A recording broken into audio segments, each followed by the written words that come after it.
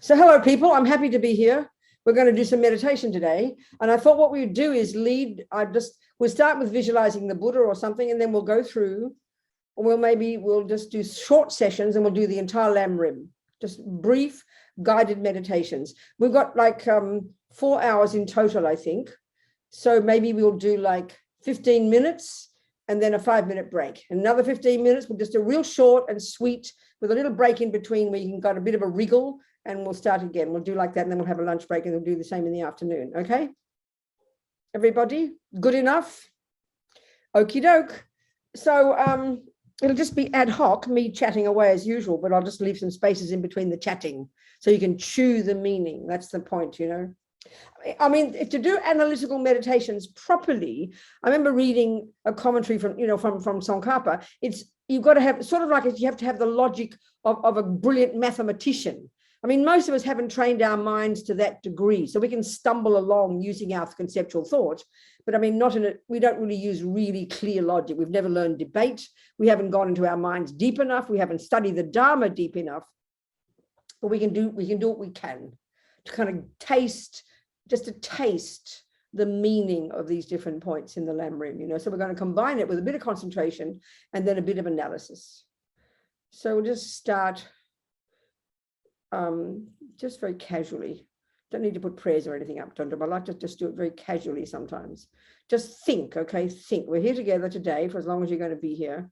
We're going to listen. We're going to listen to the teachings, the thoughts. We're going to think about it, and we're going to try and taste the meaning of these different points of the Buddha's path, because finally, that's what we need insight into. Finally, the point of all the meditations we do, watching the breath, 9-round breathing, visualizing Tara, visualizing Chenrezig, the point of all of these meditations is finally so we can rid the mind of all the rubbish and grow all the goodness. This is the bottom line, you know. When we understand the long-term purpose of meditation, it all makes sense to us, you know. So with this in mind, we're going to do these little techniques so we can get one step closer on our own internal path to our own perfection, so we can be of effortless benefit to sentient beings. Thinking like that, okay? That'll do for our motivation. So, yeah. So we'll start. Okay, and then we'll have a little break every now and again. It mightn't be exactly 15 minutes. It won't be from the beginning one. So I think what we'll do, maybe we'll do it like this. I think what we'll do, I did some retreats like this and people really liked it. What we'll do is we'll visualize Vajrasattva, and then we will do the meditation, and then we will purify at the end of that little piece of the Lam Rim. We'll then visualize nectar coming from the Buddha and purifying all the obstacles that prevent us from realizing those different points. So it makes it kind of tasty, you know. And we'll do a couple of Vajrasattva mantras. So we'll do the best we can. Okay, so just get our body comfortable, as always. The body doesn't meditate. You've got to never forget that. The body doesn't meditate. The mind meditates. But because we're such junkies for our bodily feelings, you know, people who like to sit quietly, they say, oh, I had a good meditation because your body felt good. I mean, that's hardly the criterion of success. You know, that's ridiculous. It's a bonus, but it's not the point. But nevertheless, the body needs to be in a conducive position. So as always, we'll go through these 7 or 8 points coming from the experience of the great meditators over the centuries. So the body upright, the body in your legs. Well, first of all, legs in full lotus if you can, half lotus if you can't, regular cross-legged if you can't, sitting in a chair, whatever you can do, okay? But of course, there's something very stable about being in cross-legged position, especially full lotus, because you can sit there for days and weeks. In fact, the yogis don't topple over. There's something very, very helpful about this position, you know, if we can. Then your hands in the meditation gesture, mudra, your left underneath, right on top, thumbs touching, forming a triangle. And your shoulders up, shoulders straight, not slumped, but your muscles relaxed. I don't say that, but you have your body upright, but have your muscles relaxed, but keep the body upright. It's a good combination. Flop the muscles. And your head slightly tilted forward, jaw relaxed. Tip of the tongue behind the top teeth, just resting there. Stop scribbling if you meditate for a long time. Jaw relaxed, lips slightly apart, tip of the tongue behind the top teeth. Eyes looking down beneath your eyelids. Just settle into this position now, okay? Settle in. And we'll start with watching our breath. We'll get some focus, okay? To start watching the breath, the boring old breath. There's nothing special about the breath. It's just because it's there naturally. You don't have to conjure it, you know? And we're just going to anchor our attention to the breath. It's just convenient. So we're going to, just for a few minutes, with a determination to steady our mind so we can do these Lamrim meditations and purify our minds of the obstacles to our realization of these points of the path, so we can be a benefit to others. And we're going to, for this reason, we're going to do the watching the breath. We're going to focus the mind, pay attention. So the mental factor, there's many mental parts of your mind all doing their job. One part is attention, and it watches the breath. Another part, imagine it's like a parent watching. It's like it's called mindfulness. It's a part of your mind, a conceptual thought, like all the others, they're all conceptual thoughts, whose job is, if it sees attention wandering off, like it will, mindfulness will bring the attention back to the breath. So think like that, just for 3 or 4 minutes with determination. This will be our first session, actually. That will be our first session. We'll do 10, 5, 6 or 7 minutes of this. Just watching, paying attention to your breath, okay? And the job is, no, a little bit more, just remind us. There are 2 main obstacles to our mind staying on one thing. One obstacle is the mind to be scattered all over the place, never stopping thinking, chatting, which is attachment energy. And the other extreme is spacing out. And we go between these two all the time. And we're trying to get somewhere like a visible place between these two where we're neither spaced out nor scattered. That's what beginning of experience and concentration is. So we're doing our best to avoid these 2 extremes. Every time your mind spaces out, mindfulness brings it back to the breath. Every time your mind chatters away, mindfulness brings the attention back to the breath. Try and think of it like that. And just watch your breath. Let the thoughts do what they want. Pay no attention to them. Don't make them go away. Don't argue with them. Don't involve in them. Don't wish they weren't there. None of that's the point. Let them do what they want, and you just watch the breath with determination.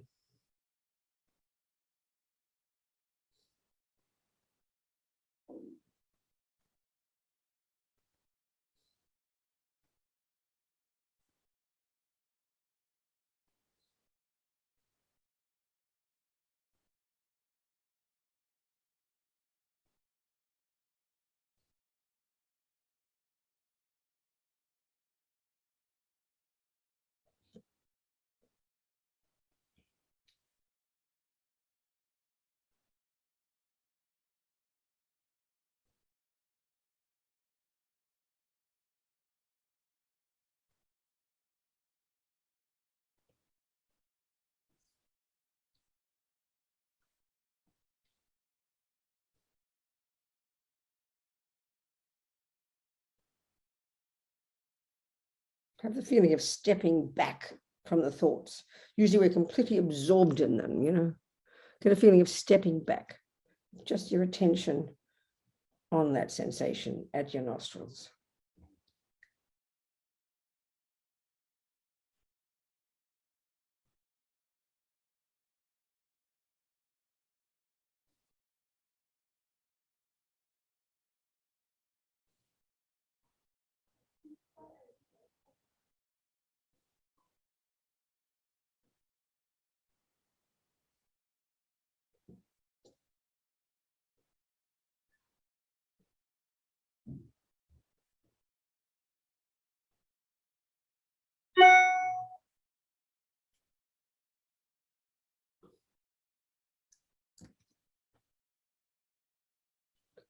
Just bring your attention back to the breath.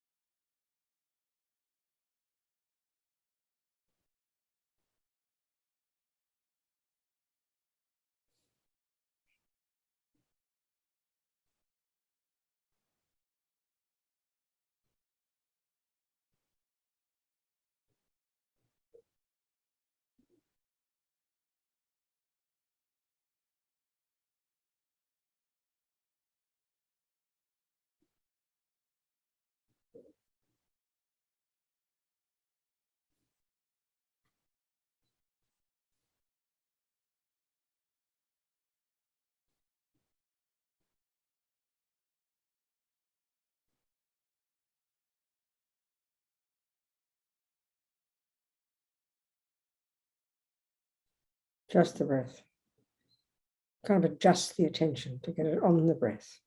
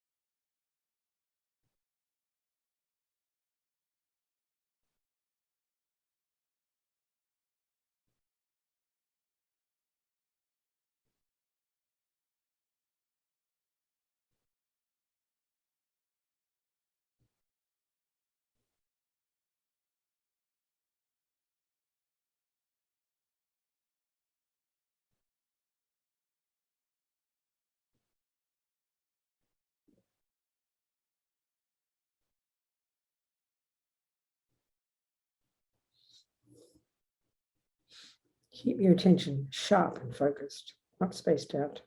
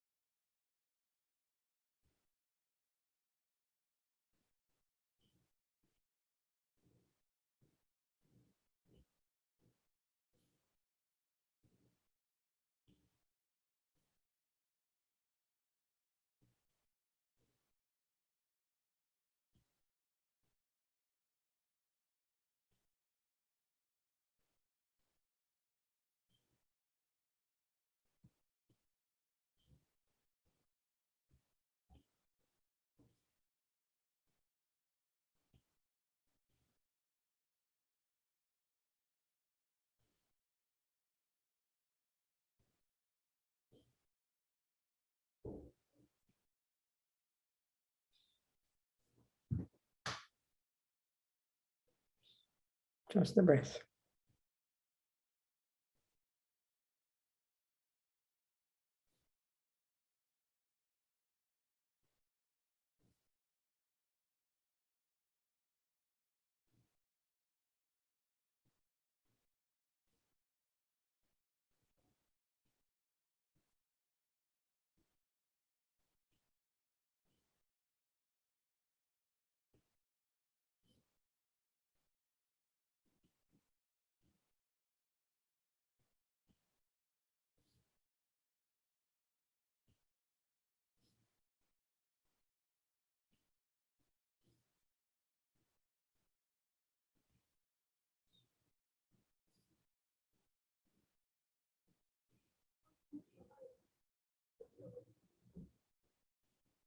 Okay, so just relax. A few minutes, okay? Just relax.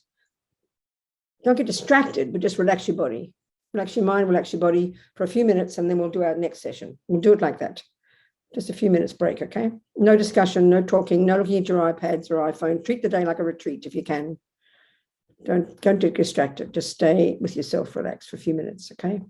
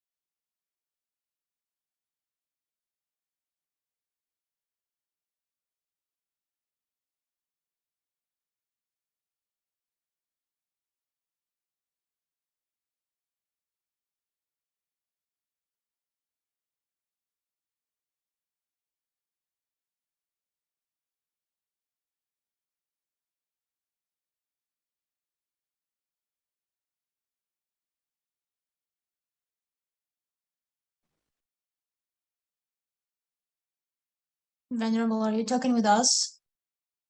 I'm chatting to myself here. Thank you very much. So now we visualize, thank you. Now we do our next session. We visualize Vajrasattva above our crowns. So to remind us, this is the form of the Buddha, and it's known as the enjoyment body, or the Sambhogakaya, which is mainly from the Bodhisattva path, from Tantra. And it's a subtler form of the Buddha mind manifests in. The one behind me is the Nimanakaya, or the emanation body, which is like of the founding Buddhas. It's called the Supreme Nimanakaya. So this is Shakyamuni Buddha, back in the time of India, in Indian days, in the early days. But this one we're going to do here is from Tantra, from the Mahayanas, a more subtle light body, if we're familiar with it. So visualize above your head, the best you can to your ability. In this subtle light body, he's sitting facing the same way as us. He's sitting on a multicolored lotus, and on that lotus is a sun disk and a moon disk. This is like a visual language. Everything has a meaning. Everything plays a role in the total picture, It's not just random art, how we think of it, sort of make it interesting and different. It's got each stroke, each thing is like a language. So the lotus and sun moon disk, the lotus is one, and then the sun disk and the moon disk are like two flat cushions, and they represent wisdom and compassion. And then he's sitting on their full lotus position, and he's in this bodhisattva style with this gorgeous silken kind of clothes, looking gorgeous, radiant light, make the mind happy. Usually they talk about all these Buddhas, they're kind of young looking and radiant looking, beautiful. Not like wrinkled and old. Not that there's anything wrong with wrinkled and old, but we're trying to lift the mind, make the mind blissful. Radiant light. Face infinitely compassionate and wise.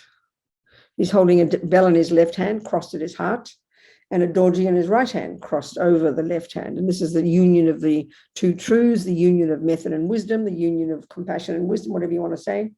And it's symbolic of enlightenment itself. Two wings of the bird, fully fulfilled, And then his head, you can see in the statues like a five-pointed crown in the front of his head, like a tiara. And he's totally looking beautiful, radiant, if you're familiar with the pictures. So if you have a spiritual teacher, spiritual mentor, a lama, a guru, person you've chosen in human form right now, whom you can see, whom you've checked up on, just like you would have if you had been in India, exactly the same. You would have seen all these thousands of sadhus traveling around India. It was a time of flourishing spirituality. Plenty of these sadhus in their yellow robes. You couldn't tell one from another. Don't think you can. We look at a statue and we go, oh, there's the Buddha. You wouldn't have known it was the Buddha. We're not clairvoyant. So in order for you to check, you would have to have confidence in him, as he asked you to do. He said, check up. Don't believe what I'm telling you. Check up. So the same now, right now in our present day. As the Lama Yeshe says, the Buddha is dead, So we need a person now. He says the Four Noble Truths only become real for us when we hear them from the mouth of a person now in front of us, whom we have chosen, whom we've decided, whom we've checked up on. Who will be the Buddha for us? Valid example for us, That's the Lama, that's the spiritual mentor, that's the Guru. And you think that mind of that person is the same mind as the Buddha Vajrasattva, and Vajrasattva is the same mind as your spiritual mentor. Same. There's logic to this. We mightn't see it, but we need to study it and think about it. So there he is above our crown, totally radiant, gorgeous, beautiful. And this particular aspect of the Buddha, it's like the primordial Buddha. It's like the main aspect of Buddha in Tantra. And it's particularly using here, we're using the purification practices, is representing, particularly the realization of emptiness, which is the final purification. When we purify our negativities, when we realize emptiness. So we visualize him above our head. So now we do the very first of the topics of the Lam Rim. The very first one, this is based on Lama Zopa Rinpoche. When he first started to teach Westerners, he taught about beginningless mind. If we're coming from Tibet or India, we know about consciousness being beginningless, but not for us people who thought we began in our mother's womb, who think our mind is the brain. So we contemplate this concept of beginningless mind, which means mind not being physical. So just think, consciousness, mind. For the Buddha, that's not referring to the physical first. Just take this as our hypothesis. Think about it. We have a brain. It does function. But maybe the way to say it is it's a physical indicator of what's happening in the mind itself, certainly at the gross level. But it's not the mind itself, not for the Buddha. So that means it's not physical. So what we're referring to here is the non-physical, the direct, subjective, cognitive process itself of awareness, of being aware of something, of knowing something, of cognizing. That's the job of mind. It's not physical.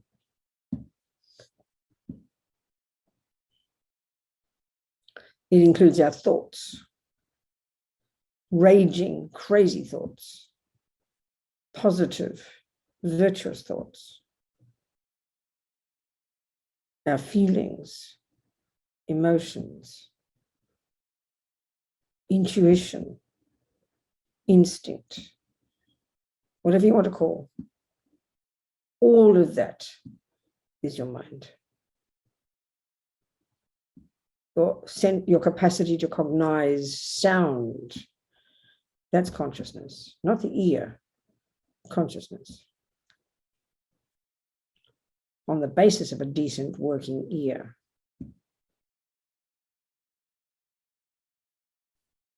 Eye consciousness, the cognition of color, for example, that's consciousness, not the eyeball.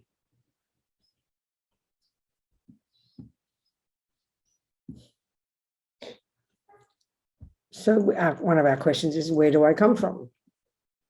Well, our body, the eyeball, the brain, the ear, the toes, the nerves, the chemicals, the DNA, the genes.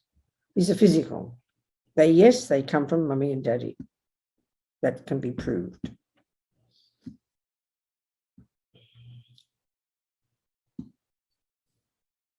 But what about the consciousness? What about my thoughts, feelings, emotions?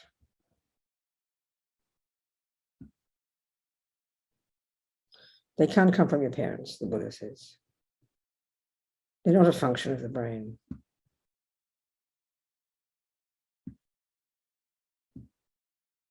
So where do they come from?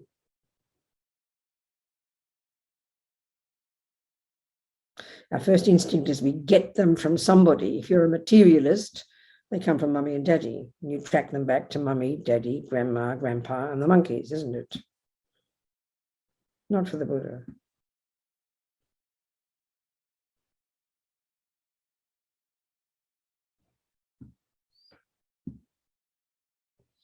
Then if you're a Christian or a Muslim, there's a component in here called a soul or a spirit. And that tracks itself back to God. Not for the Buddha. He hasn't observed such a thing. This consciousness of ours.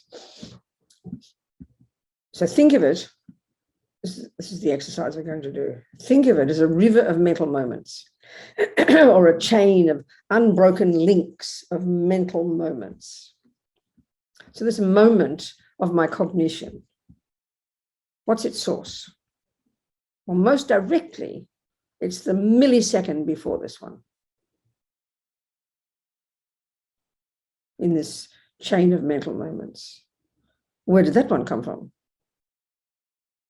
Well, it can only come from the millisecond before in this river of mental moments. Where did that one come from? The one before. That's the most direct cause, the moment before. And where did that one come from? It has to be the one, the moment before, utterly linked to this moment. There's no space in between. You don't stop the link and have a space and then start again. No, there's an unbroken chain of links of mental moments. So go back, keep going back, 1 year, 10 years, 20 years. Go back as a little girl, little boy.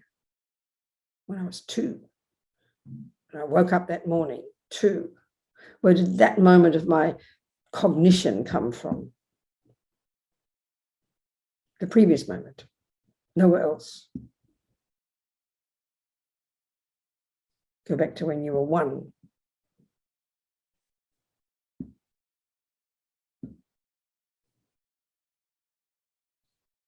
That moment of your mind, that moment of whatever was in your mind, the anger, the happiness, the sadness in your little mind at 1.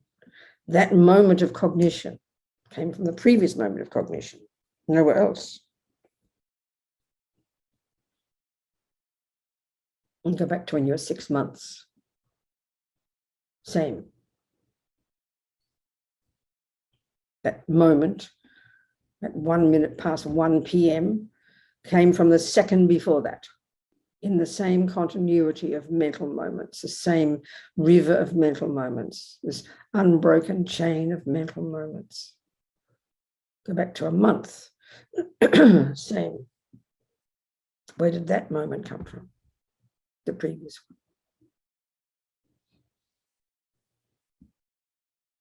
You came out of your mummy's womb, probably crying. Very clearly, cognition was there. The second your little head appeared out of your mummy's womb, depending on whether your head or your bottom, or whatever, came out first. And the mouth came out, and sound came out the mouth, indicating it was living. The mind is there. Where did that moment of mind come from? The previous moment, while the fetus was still in the womb.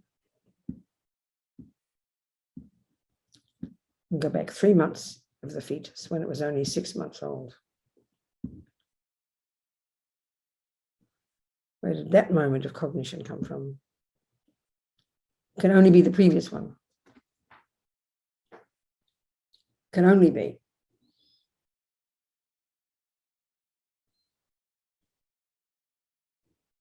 It's the same for the physical world. Your body, that second of the body at that moment, where did it come from? The previous moment of that continuity of the body. Exactly the same. It can't be a missing moment when there's no body and then suddenly it catches in again. It's an unbroken continuity of physical bits. We'll get back to a minute after conception, a minute after the egg and sperm have joined, a minute. There's consciousness there. You track it back from the 3 months in the womb, 2 months in the womb, 1 month in the womb, to a minute in the womb. Where did the moment before? It's 59 seconds. Where did that moment of cognition come from? The previous moment. And you track it back to a second before the egg and sperm, after the egg and sperm joined. You track the consciousness back to the second the egg and sperm joined. Consciousness was there. That was the beginning of the 3 came together. Consciousness, your consciousness, egg and sperm. So the egg, the second before conception, the egg was in mummy's body. Something like this, wasn't it? The sperm was in daddy's body. And where was the consciousness? It has to have come from a previous moment of that consciousness. It doesn't come from the egg. It doesn't come from the sperm. It's not physical. So the previous moment before conception, that moment of consciousness at the time of conception came from only the previous moment of that consciousness, of that river of mental moments. Clearly more subtle. Wasn't joined to an egg and sperm yet. And where did that moment of consciousness come from? Well, a previous one and a previous one. And, not more than a few. So, and it would have been in this intermediate state, a subtle kind of dream state, a few weeks perhaps. Keep tracking it back, the first second of the intermediate state. Where did that moment of consciousness come from? The previous moment, the very millisecond before that, it had left the previous body, animal, human, whatever you were before. The second before, it was in the intermediate state. It came from the previous moment in the previous body. And maybe up to 3 days before that, it was, it came from the 3 moments before that. And when the body was showing its activity of being a human being, let's say, we came from being a human being. The body was in a bed, dying, old, crying, sad, maybe happy, maybe virtuous. The mind was coming from that, a continuity from there, unbroken, from that moment up until now. You cannot find a millionth of a trillionth of a second of an unbroken, this continuity of mental moments, this mental continuum. And then you go back in that life and you think, maybe I began in that life, because we all want something to begin. We have this irrational belief in an absolute beginning. It's utterly irrational for the Buddha, because everything is cause and effect. This moment of mind is the effect of a previous moment of mind, by definition. So in the previous life, exactly the same. Get back to first second of conception. The second before conception, the mind was in the intermediate state. Before that, it was in a previous body. And you keep going. 3 lives ago, 23 lives ago, you have to keep going relentlessly. Maybe I began in that life 1,000 lives ago. At some point, the body, this mind was joined to a human body, to a spirit, subtle body of a spirit, an animal body, a God body, subtle light, a hell being's body, predominantly fire energy of the 4 elements. And before that, it was in a previous body. And you keep tracking it back, looking for this first moment. And you keep going back millions of years. Millions of years. You track it back, maybe you track it back to one of the dinosaurs. Not to mention other realms, but even on this planet, could have been in the dinosaur body. Before that, in another dinosaur. Before that, in an animal, in another realm. Human in a more subtle form, in another realm. You keep going back, looking for the first moment.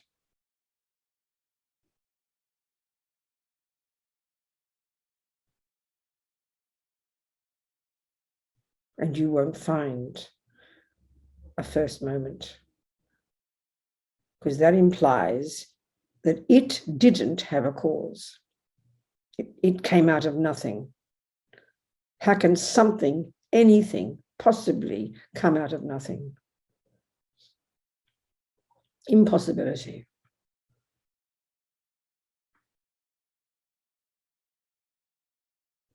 And it cannot come from another person. That's schizophrenic for the Buddha.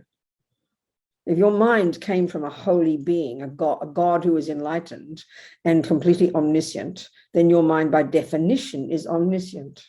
It cannot possibly ever become deluded again. So that means you are already omniscient. So why bother, taking rebirths?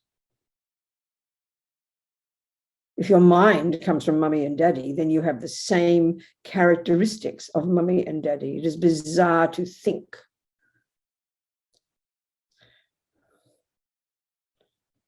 that your mind can be different from their mind.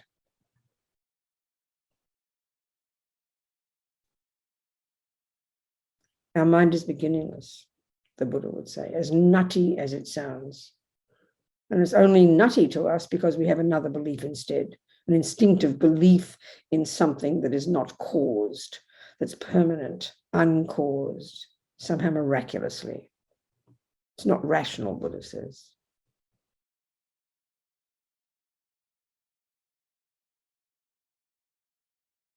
So what's the implication of this? What's the point of this?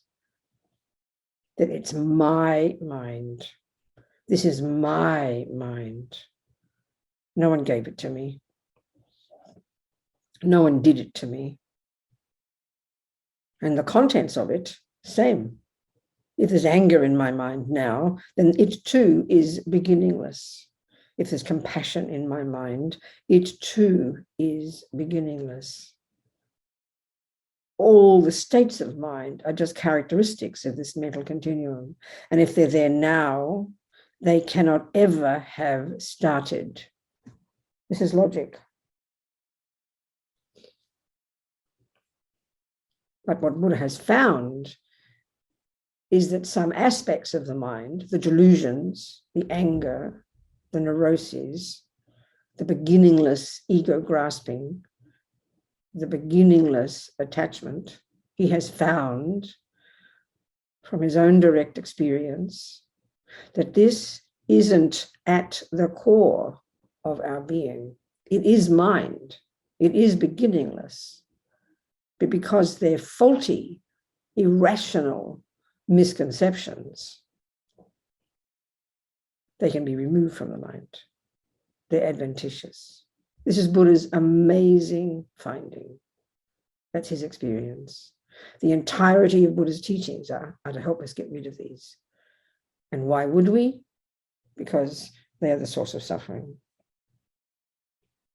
So it's my anger, my resentment, my jealousy, my fear, my love, my wisdom, my compassion. It doesn't come from someone else. I'm not some innocent victim plonked on this planet. I came into this life programmed with my tendencies, and that means I can change them. I'm in charge.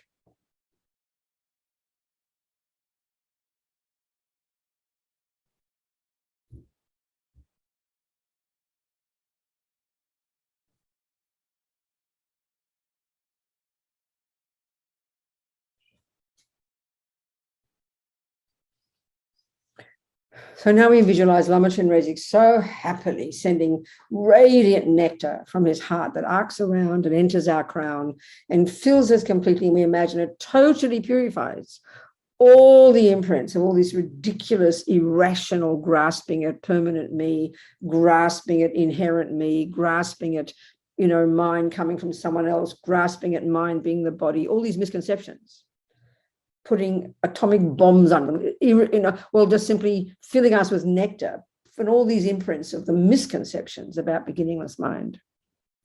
The misconceptions that prevent us from realizing beginningless mind, realizing that my mind is mine. All of this totally purified, and all these ridiculous misconceptions driven out through the lower orifices of our body, disappearing like filthy liquid into space. How amazing, how delightful, as we say the mantra a couple of times. Om Vajrasattva Samaya Manupalaya, Vajrasattva Teno Patita, Dido Mebawa, Sutoshayo Mebawa, Suposhayo Mebawa, Anurato Mebawa, Sarvasiddhi Me Prayatsa Savakama Sutsame, Sitam Shriyam Kuruhung, Ha Ha Ha Ho Bhagavan, Sarva Tatagata Vajramami Mutsa Vajrabhava Mahasamaya Sattva, Ahung Per. Om Vajrasattva Samaya Manupalaya, Vajrasattva Teno Patita, Dido Mebawa, Sutoshayo Mebawa, Suposhayo Mebawa, Anorakta Mebawa, Sarvasiddhi Me Prayatsa Savakarma Sutsame, Siddham Shriyam Kuru Hum, Ha Ha Ha Ha Ho Bhagavan, Sarva Tatagata Vajramame Mutsa, Vajrabhava Mahasamaya Sattva Ahung Pe. Om Vajrasattva Samaya Manupalaya, Vajrasattva Teno Patita, Dido Mebawa, Sutoshayo Mebawa, Suposhayo Mebawa, Anorakto Mebawa, Sarvasiddhi Me Prayatsa Savakarma Sutsame, Sitam Shriyam Kuruhung, Ha Ha Ha Ha Ho Bhagavan, Sarva Tatagata Vajramame Mutsa Vajrabhava Mahasamaya Sattva Ahung Pe. Totally full of this nectar, totally purified all the misconceptions that make me believe my mind began somewhere, came from somewhere else, it's physical, all these misconceptions. Totally eradicated. How amazing. and feel the joy and the courage that comes from owning my own mind as this beginningless continuity of mental moments, which I can be in charge of. Nothing in there has come from anywhere else except my mind. So it's manageable, it's doable. I just have to learn to know it, that's all. Unpack it and unravel it and know it and transform it. How amazing. And then Vajrasattva, Lama Vajrasattva happily just dissolves into light and absorbs through our crown. And we just feel blessed with this realization. Just for a minute, relax in that realization of beginningless mind, my mind. Therefore, I can change it. I can own it and know it and change it. See all the blessings of the Guru Buddha, of this realization.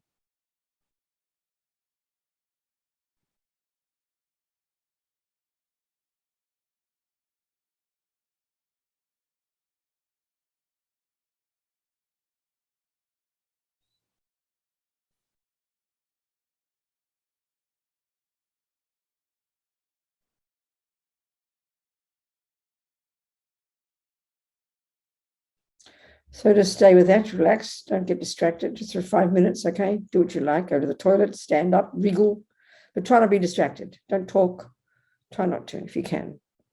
Stay with this feeling of beginningless mind, and we'll do the next session in 5 minutes.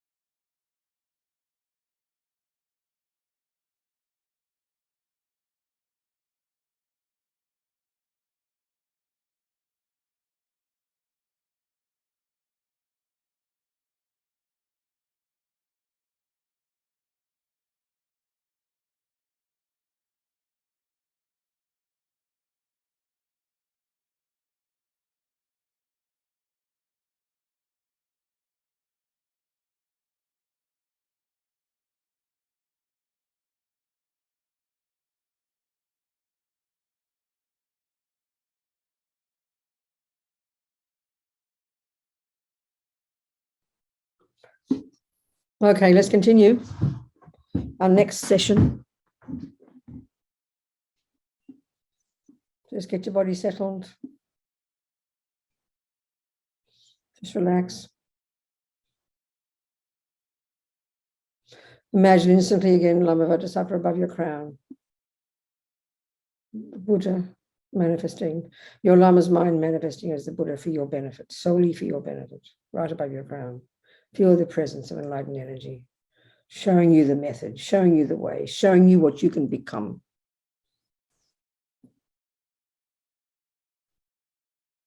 So think, given that our mind is beginningless, given that I came into this life programmed with my own past tendency, and given that I'm in charge of my mind, what's in there, no one put it there, I did.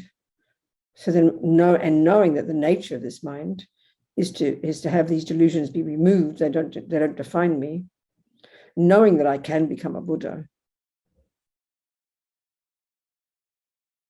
And we now contemplate what our teacher got us to think about before we even enter into the path. We're going to then have this kind of energize ourselves not to want to waste this precious life that we created, this precious human life.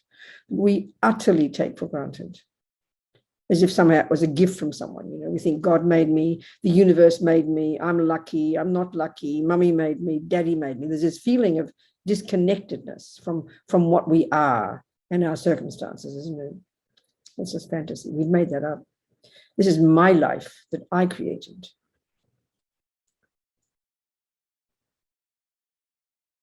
Just energize ourselves, not to waste it. To think of the good things. This is thinking of the good things. A teacher lists about 18 different points. We'll just do it casually.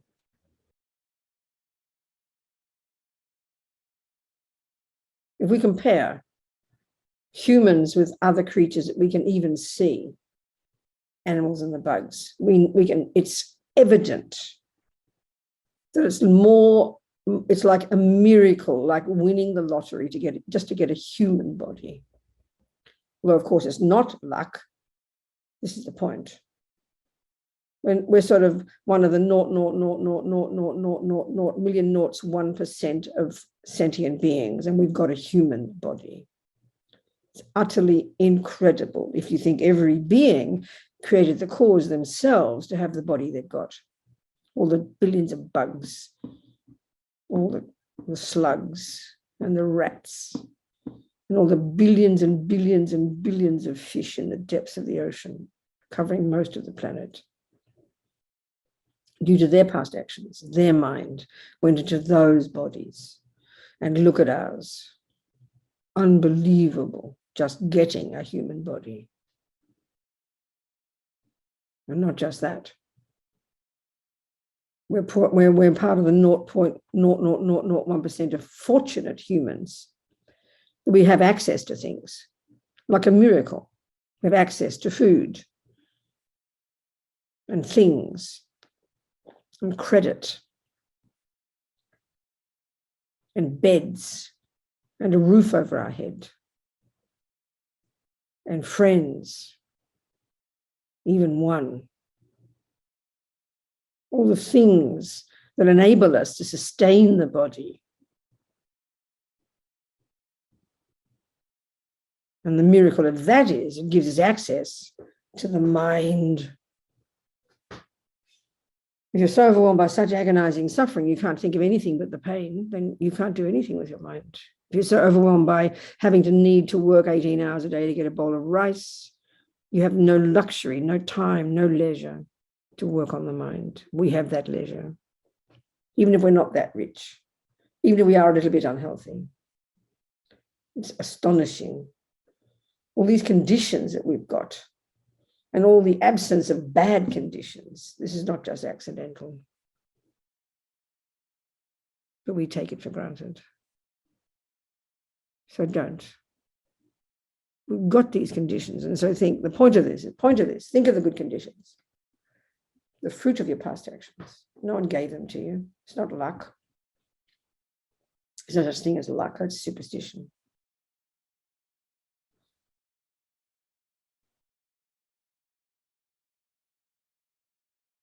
We worked hard.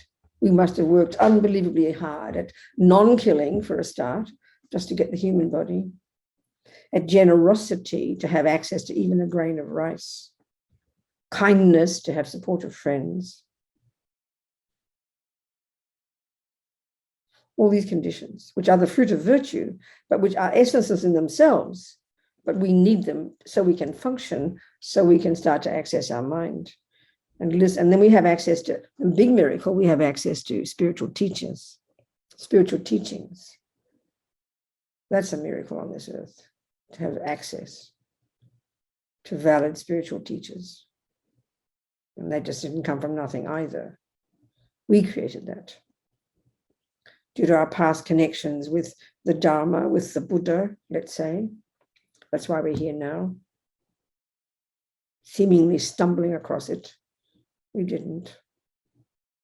We created the cause. We created the cause to have this body, these conditions, this mind, this wish to practice, the wish to continue on our path from past lives.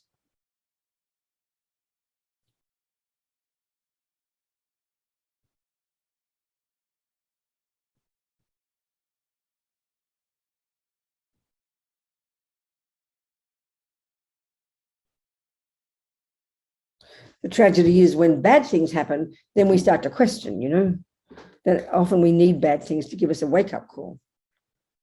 Because why? Because we're going to talk about later, because we have this strong attachment to having nice things. When we get nice things, we are complacent, totally take them for granted. Because the assumption of attachment is I deserve good things, so I'm getting my right, No logic to that. So the thing here is with thinking about this precious human birth, all the conditions we have, and all the bad conditions we've avoided having, is to energize us, to wake us up. The action point is, I mustn't waste this precious life.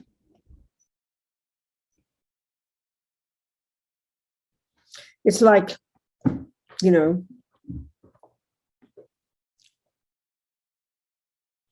someone visits you, a friend, and you discovered in your attic or your cell or your cupboard somewhere a box of these strange pieces of oblong paper with numbers in the corner. You've got no idea what they are. They're not very nice art. They're probably dirty. And you think they're boring. You're going to chuck them out. They're even too small for toilet paper. What's the point of these, you think? What that means is you don't know the meaning of money. It's called money. There's nothing intrinsic in an oblong piece of paper with a 10 in the corner looking dirty. It looks disgusting. But if you know the meaning, it's like amazing. And this is the point. It's in itself essenceless, but it's a resource. It's a resource. With one of those, with 100 in the corner, you can get 100's worth. You get something for it. That's exactly the attitude towards this human body and this human rebirth. A body is in its nature essenceless. Having food is essenceless. Having money is essenceless. It is the fruit of virtue, but with attachment to it, you just tip it down the toilet. But understanding it's a resource, not just clinging to the body, not just clinging to the money, not just clinging to all the resources you've got, to all the good things and the friends and the money in the bank and the pension plan, clinging to it. So just clinging to that money is worse than a nightmare, because that's attachment and it poisons it. And you never know it's a resource. You leave it in the bank. You look in the number in the bank and you close the bank account and you go, look at that. I've got all this money. That's what miserliness is. You look at it and you don't realize it's a resource, that you can use it to get even more. So you can get things with it. That's exactly the attitude here, as crass as it sounds. This body, this life, these conditions which we cling to or which we resent because it's boring and ugly, is a resource. That's it. It's a resource. So what's the question? What can I get with this human body and these human conditions, which in their nature are essenceless? What can I do with them? What is the meaning of them? Like, what's the meaning of that note with 100 in the corner? It's got meaning. I can use it. I can use this human life and human conditions and human mind to very minimum practice the first scope, practice junior school. I can use this human life as a resource to consciously give up future suffering by causing it, by consciously refraining from killing, refraining from lying, refraining from stealing, and all the rest. To stop future suffering. So at least I get more of the same. You get your 100 and you can get $100 worth. At least that much you can do. To do anything less, to get less than $100 worth with 100 is like tipping it down the toilet. So to get less than a human body in the future is absurd. This human body itself is the fruit of incredible virtue. So use it at least to get more of the same, which means practice junior school. Abide by the laws of karma. That's the next one we're going to go to. That's the first thing we can do with this precious human resource. At least get another decent human rebirth like this. At least there's some meaning in it if you do that. Doing less than that is like using toilet paper. It's like using your $100 note for toilet paper. Doing less than not harming others is using this human body like toilet paper. A total tragedy.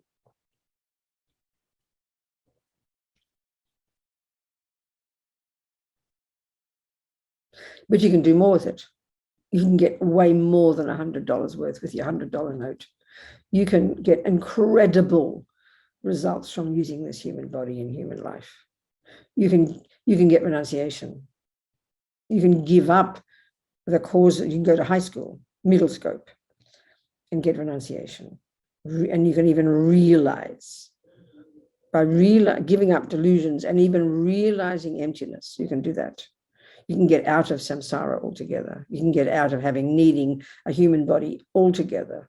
You can achieve liberation from samsara, from suffering and its causes, like a miracle. You can do that with this human resource. But you can do even more. You can go to university, you can go to the great scope, you can add bodhicitta to the mix and combine these two and become a Buddha. The ability to manifest in countless bodies throughout countless universes for the sake of countless sentient beings. We can also achieve that with this human resource.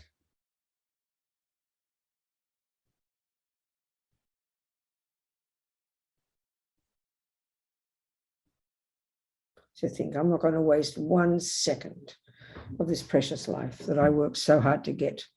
Even $10, you wouldn't waste it because you remembered how hard you had to work to get it. Imagine wasting this life. What a tragedy. Taking it for granted.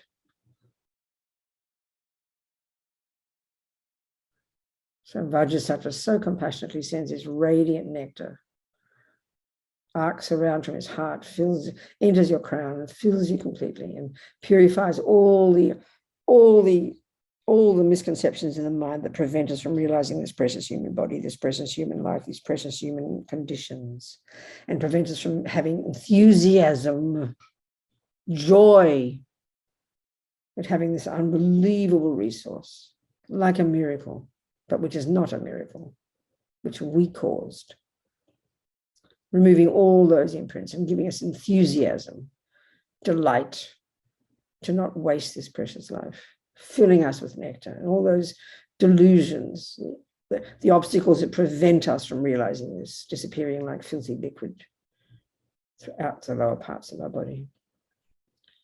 Om Vajrasattva Samaya Manupalaya Vajrasattva Tenopatita Dino Mebawa Sudoshayo Mebawa Suposhayo Mebawa Anorakta Mebawa Sarvasiri Me Prayata Sawa Karma Sutsa Me Sitam Shriyam Kuru Hong Ha Ha Ha Ha Ho Bhagavan Sarva Tatagata Vajramami Mutsa Vajrabhava Mahasama Sattva Ahung Pe Vajrasattva Samaya Manupalaya Vajrasattva Tenopatita Dino Mebawa Sudoshayo Mebawa Suposhayo Mebawa Hano Raja me bawa sarvasini me sawakama sutsa me Siddham Shriyam Kuru Hong Ha Ha Ha Ha Ho Bhagavan Sarva Tatagata Vajrama me Mutsa Vajrabhava Mahasama Sattva Ahung Pe Om Vajrasattva Samaya Manupalaya Vajrasattva Tenopatita Dido me bawa Sutoshayo me bawa Suboshayo me bawa Anurata me bawa Sarvasini me Prayasa Sawakama Sutsa me Siddham Shriyam Kuru Hong Ha Ha Ha Ha Ho Bhagavan Sarva Tatagata Vajrama me Mutsa Vajrabhava Mahasama Sattva Ahung Pe.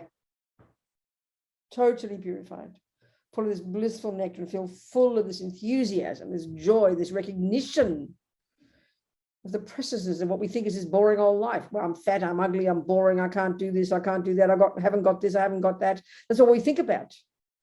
Or we just take for granted what we do have. It's absolutely opposite. We're joyful. Do not want to waste a precious second of this life. Not one. We don't want to tip it all down the toilet. How hard we worked for it. What insane behavior. Full of this realization.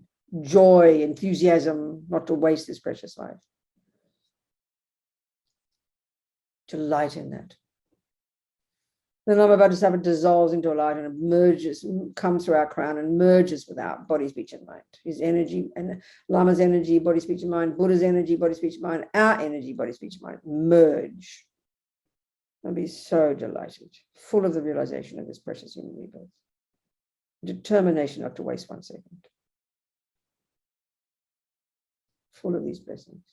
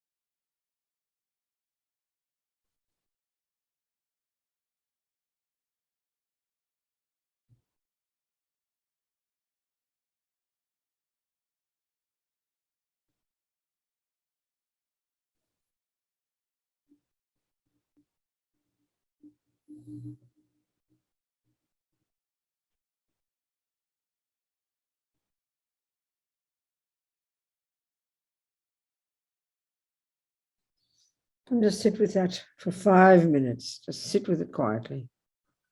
Don't get distracted. And see you in 5 minutes.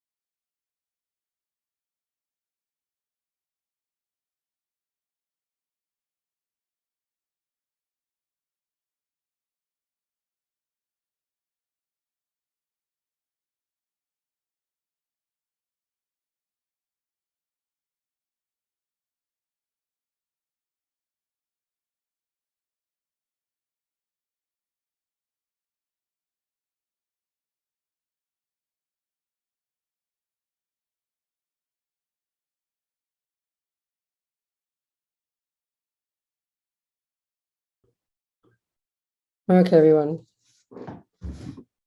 Let's keep this continuity, keep our minds on these things. And next week, again, just imagine Vajrasattva, Lama Vajrasattva, so happily sitting above our crown, right there. Radiant light body, sitting on the multicolored lotus. Embodiment of all the qualities we want to achieve. Our Lama showing us the way.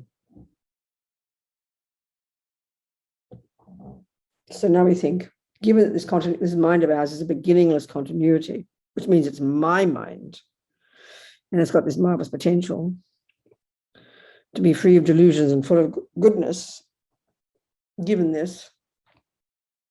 And so we want to energize ourselves not to waste this particular situation we've got, which is an amazing human life, so rare to find, the fruit of incredible virtue. If we realize how hard we must have worked just to get this human body, it would blow our minds. And having the conclusion, I do not want to waste it. We now enter into the path. First level, entry level, junior school, grade 1. Now, Atisha, Tsongkhapa, get us to increase this wish not to waste this precious life by thinking about how it's impermanent and it will end in what's called death. So let's contemplate in order to give it, the point is to increase our enthusiasm not to waste this life. That's the point here. Because here we're counteracting an incredibly primordially deep instinct that I'm permanent, that things are not cause, there's no cause and effect. I'm just this lump of me plodding through life. And we can't see the end of it because we're so grasping at this permanent me, as Lama Zopa puts it. And then because we have such an attachment to me, even though we think we're a creep sometimes, so much attachment, we can't imagine it changing. We can't bear the thought, of not being me. So our teacher gets us to think about 3 things.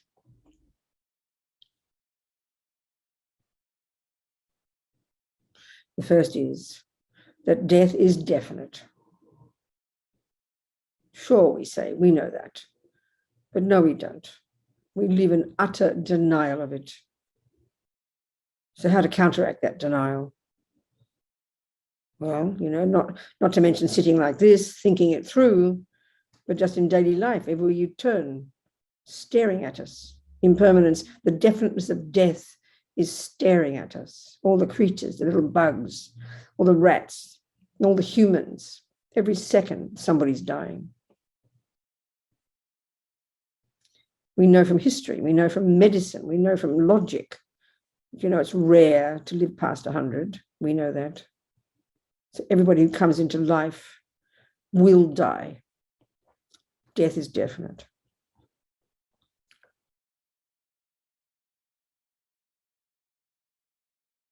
Even this already is shocking to us, but this is what we have to counteract, this instinct.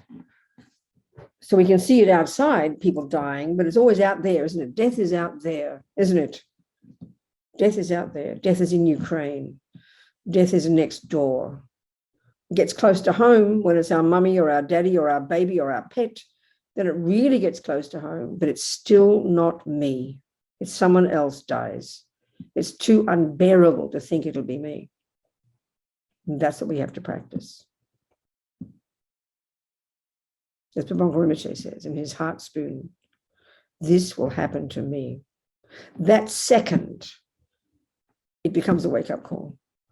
If you just see death in Ukraine and then death with the rats and the mice and the other people and death of strangers, it'll never touch you. But if you then say, when you see it, you then say, that will happen to me. That second, it'll touch your heart. So death will happen to me. I will die. This body and this mind, these conditions that I work so hard to get, will be gone like a dream. They will just dissipate and wither and disappear when the mind leaves the body.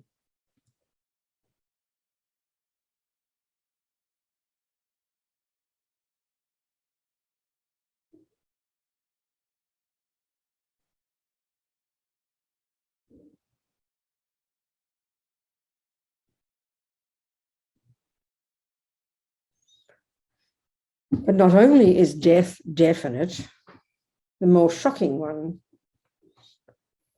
is that the time of death is absolutely not definite.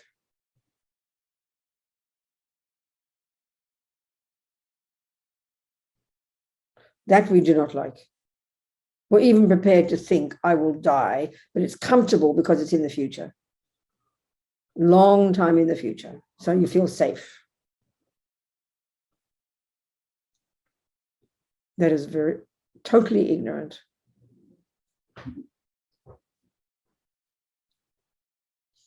If we do our market research, which we don't like to do, we're going to see that fetuses, people who, like a miracle, got a human body at the time of their past death, their virtuous non-killing karma was triggered that caused them, programmed them to go to a human mother's womb.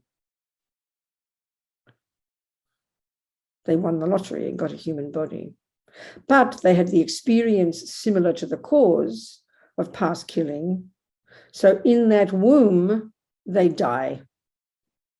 They either get killed in an abortion or their life runs out. They had the karma to get a human body, but they had the karma to live just a few months in somebody's womb. If we did our research, I think we would find there are more humans who die in the womb than even those who get born. I wouldn't be surprised. I bet that research is not done. I don't know. So obviously the time of death is uncertain. They got a human body, but look, they died before they even were born. We know these are facts. And then 1-year-olds die.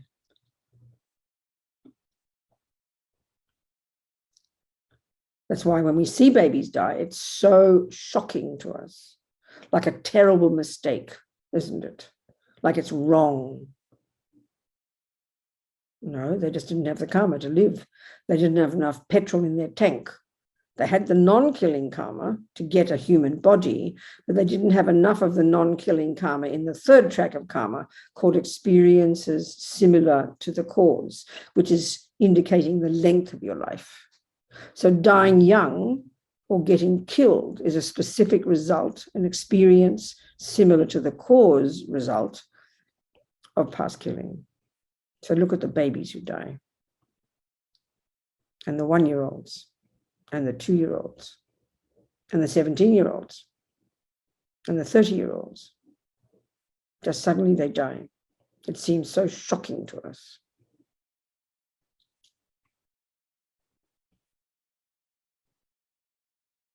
So because we are here, old, maybe we're 20, maybe we're 50, maybe we're 80, we still, though, have the feeling I'm permanent. That's the deepest delusion there in terms of permanence. Because I'm alive, I'm somehow permanently alive. As Lama Zopa says, we divide the world into living people and dying people. Look at it, we do that. You hear about Mary's got cancer, and we're shocked. So she's suddenly in the dying people category. But I'm in the living category, aren't we? I'm a living person. We think that. It's utterly real category. That means I'm not dying. There's this hubris about it. There's arrogance, there's complacency. And you don't want to talk to Mary. You don't want to talk about Mary because she's a dying person. She's not even a real person anymore. Think like that. Look at it. We think that way. We can't stand the thought of dying people. It's upsetting to us because it reminds us, but we can't bear to think about it. They're not real people. They're dying people. Think about it. It's absurd. Shows how irrational we are. We are all literally dying people. It's not even a cliche. It's a fact. So realizing that increases this wake-up call not to waste this precious life. would be unbearable to waste it. Like those Ukrainians, walk across the road with their luggage, escaping, and they get shot right there. They fall on the street right there. They did not expect to die because we believe we're all permanent.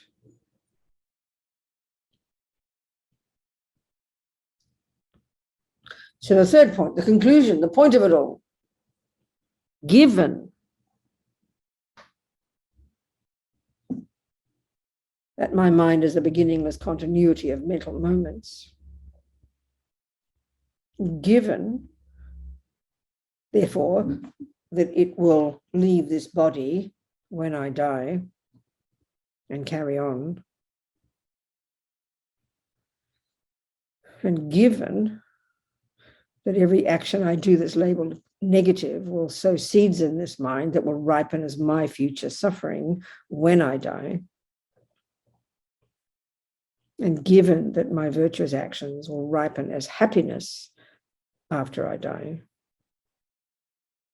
and given that I don't want suffering and do want happiness, then it follows logically that the only thing at the time that the death process starts, where you're breathing, you start to, the earth element ceases and the water element ceases and your eye consciousness ceases and your ear consciousness ceases.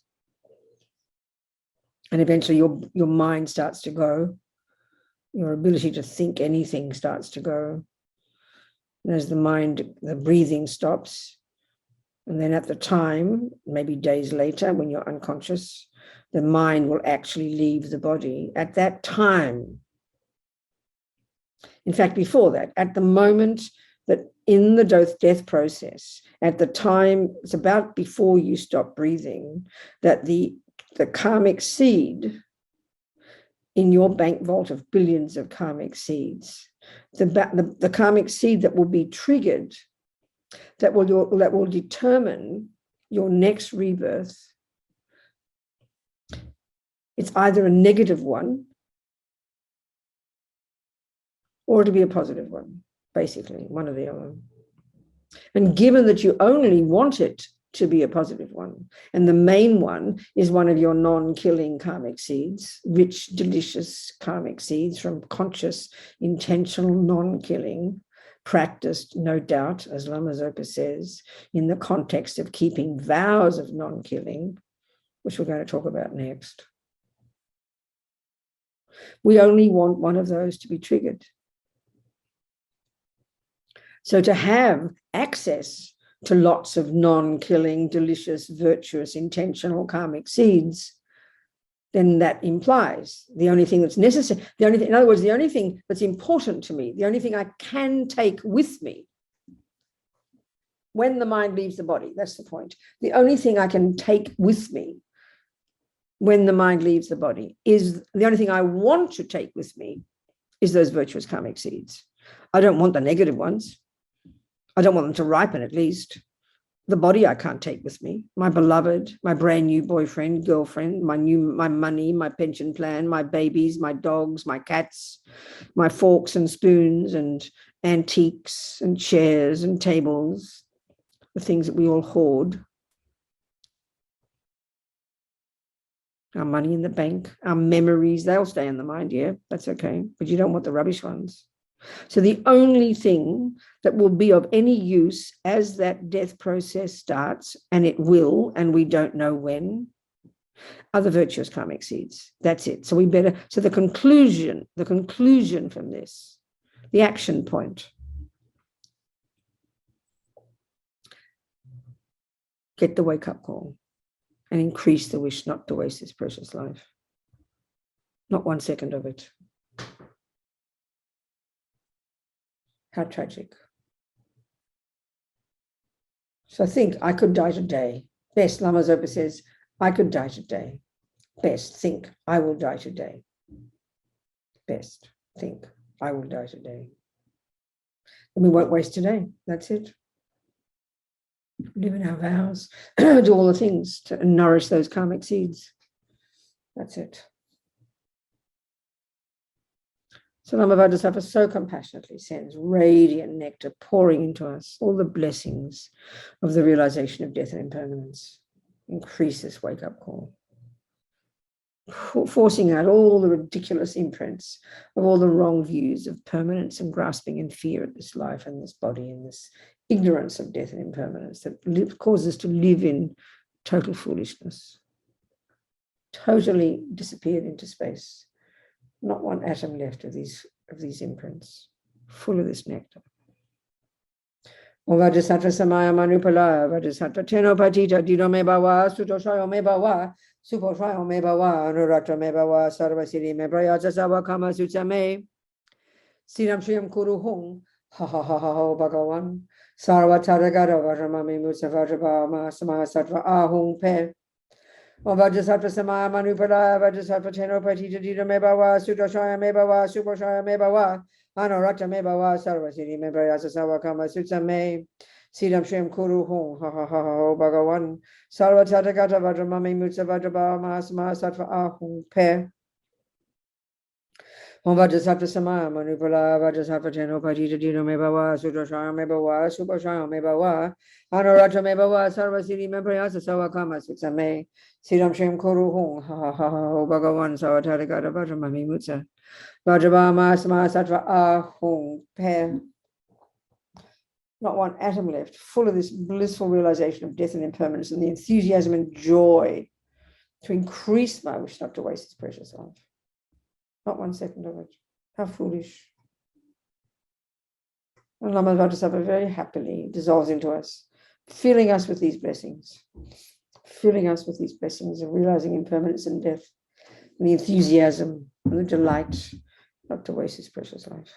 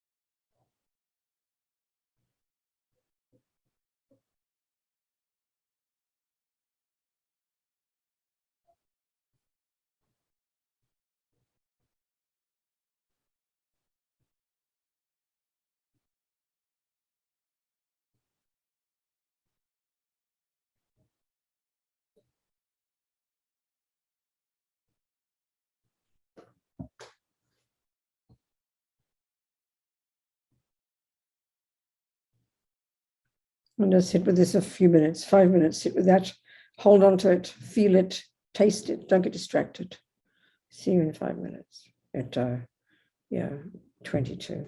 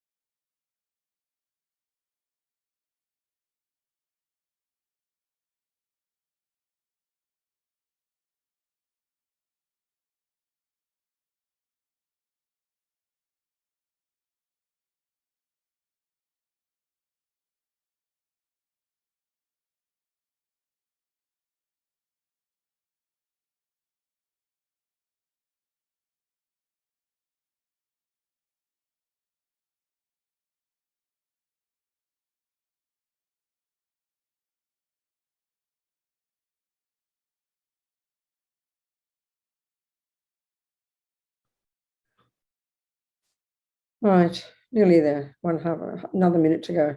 Half a minute to get settled.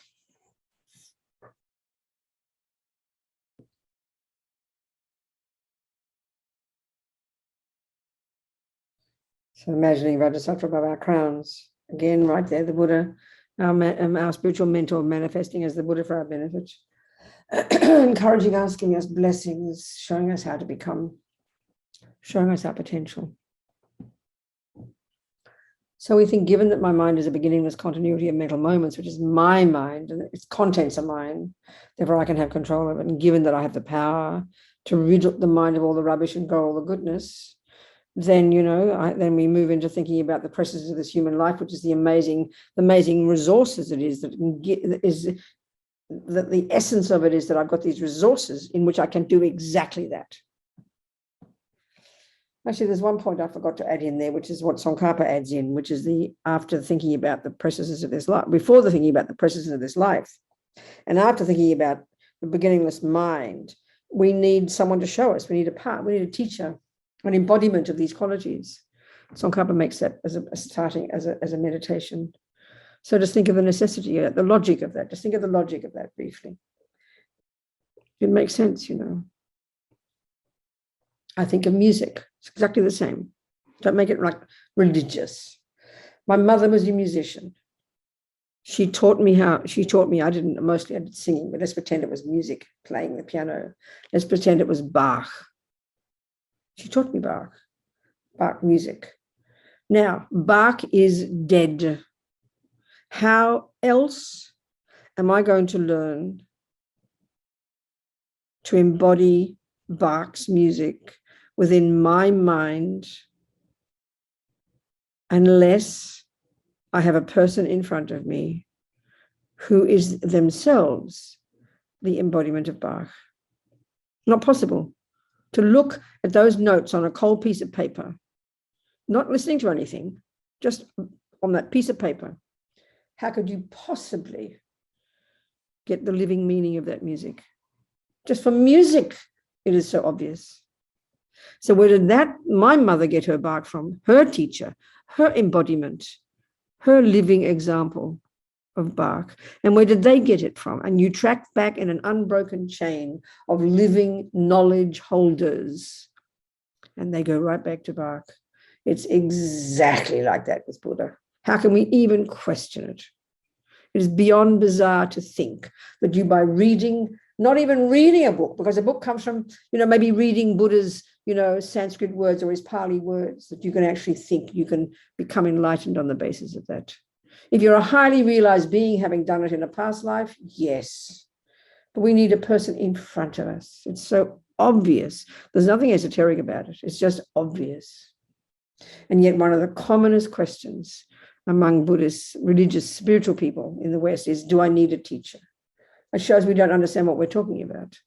Nobody on the planet would ask that. Even when it comes to cooking, you wouldn't ask that question. So it shows how abstract we think spiritual knowledge is, So right there, it's obvious. It's obvious. We need a teacher, a physical embodiment right in front of us, looking like us, sounding like us, whom we have checked up on, who don't believe. As Pabonka Rinpoche says, you choose your guru very carefully because you're going to end up like them. So the onus is on us is to use our intelligence, not our attachment. Check on the teachers, check on the knowledge, check on the Buddha, and then make a wise decision, and then request that person, and then begin to see them as the embodiment of the Buddha. Then you get all the knowledge will come pouring into your mind easily. It's so clear. So we need one of them. You can have many. So given that my mind is beginningless, and then given that I need someone to show me the way I will find, then I need to think about this precious human rebirth and not want to waste it. Then I think about impermanence and death and increase my wish not to waste this precious life. And then I think of something. Now next point our teacher gets us to think about is the likely possibilities of types of rebirth.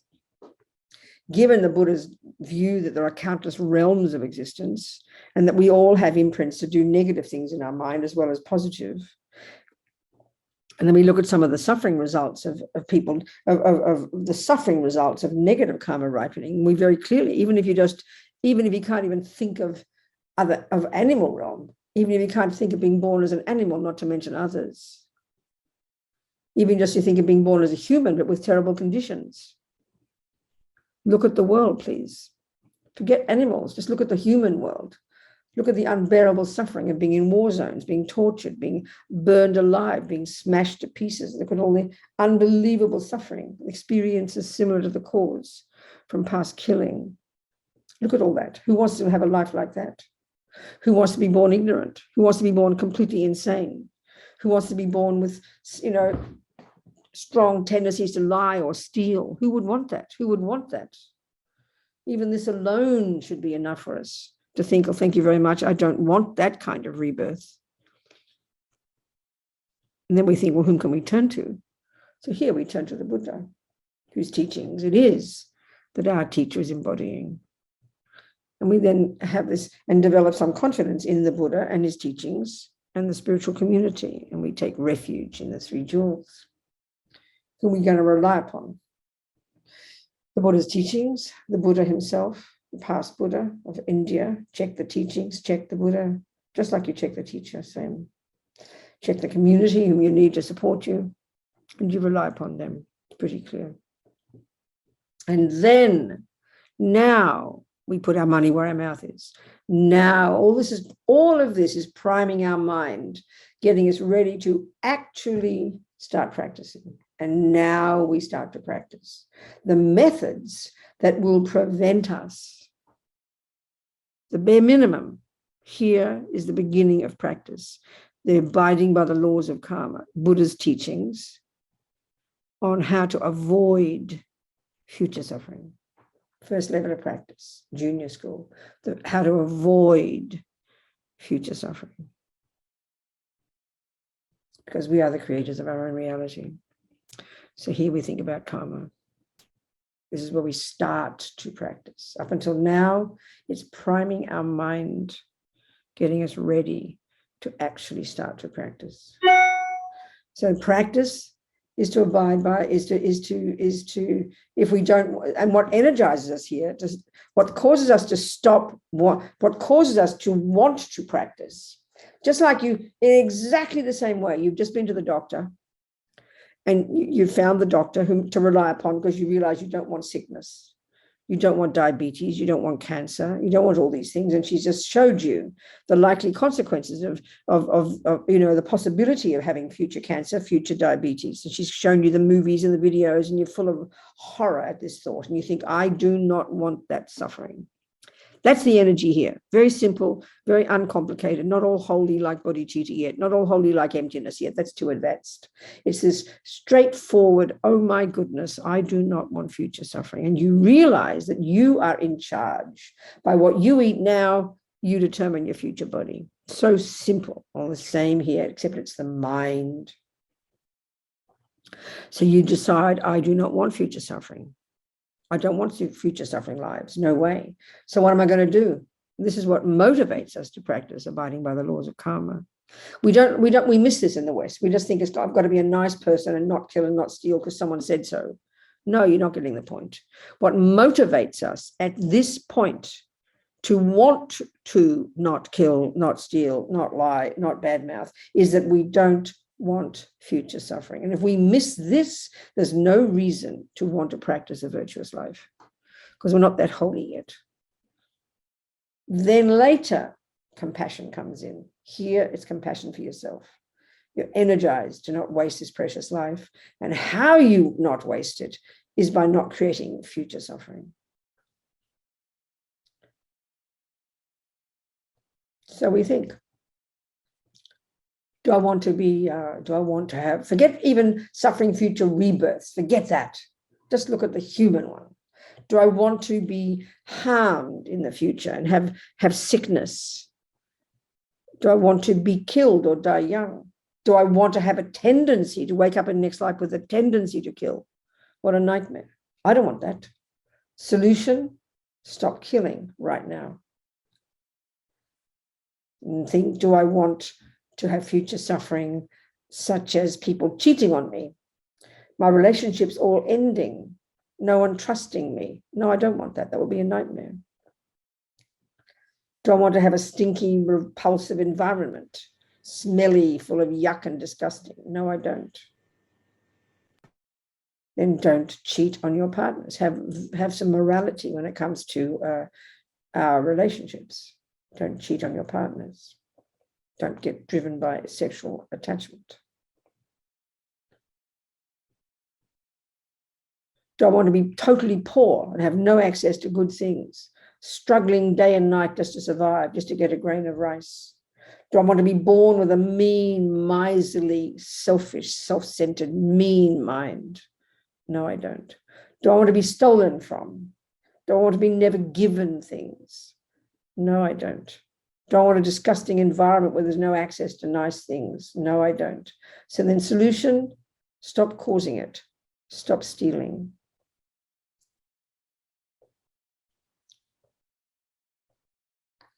Do I want to be lied to? Do I want people not to believe my words? No, I don't.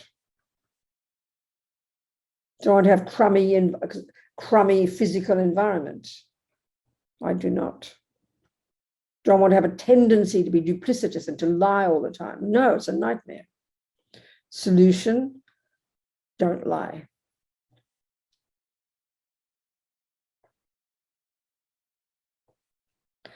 Do I want people to think I'm always abusive when I'm not even being abusive? Do I want to be born in a desert where literally nothing can grow? Do I want to always have a tendency to be abusive? No way. I do not want that.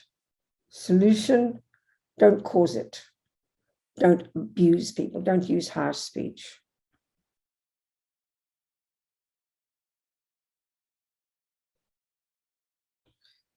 Do I want people just to take no notice of me, to treat me with no respect, to think my words are useless? I'm just this boring, useless person.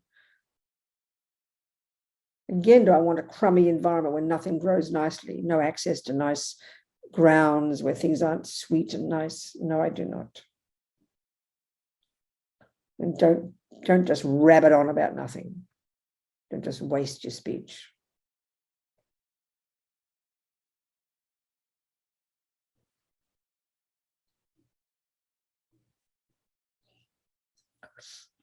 Do I want relationships to always be ending? People leaving me since I'm born? All kinds of relationships.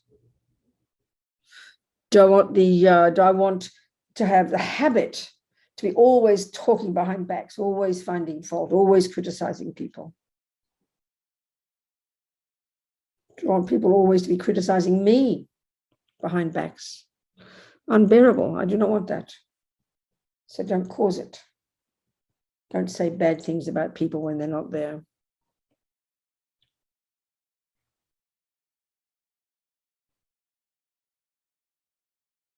You've got to know you don't want the suffering. Don't be holy and think you're doing it for the sake of others. Not yet. You've got to get renunciation first. You've got to be revolted by the thought of this future suffering. That energizes you to give up sugar. Not, oh, I'm going to get healthy so I can help others. It's too noble. You've got to be disgusted by the thought of future diabetes, future cancer. That's just a simple analogy. We're going to be horrified at the thought of future suffering. So we stop causing it. That's what energizes us to abide by the laws of karma. Stop causing your own future suffering. We are in charge. Do you want to be born with a heavy duty craving like a junkie? Your mind overwhelmed by dissatisfaction. Your mind overwhelmed by craving junk or craving alcohol or craving sex or craving video games day and night like an animal? No, you do not. You couldn't bear the pain of it. Then don't. And give up attachment, the grosser level of attachment. Give up the constant craving. Dissatisfaction. Do you want to be born with this overwhelming levels of unbelievable heavy duty levels of anger, ill will. You can never give up anger. You can't forgive people. You want to harm them. You're full of malice, full of ill will, unbearable like a nightmare. You do not want that. So give up these heavy levels of anger. Give them up. Unbearable.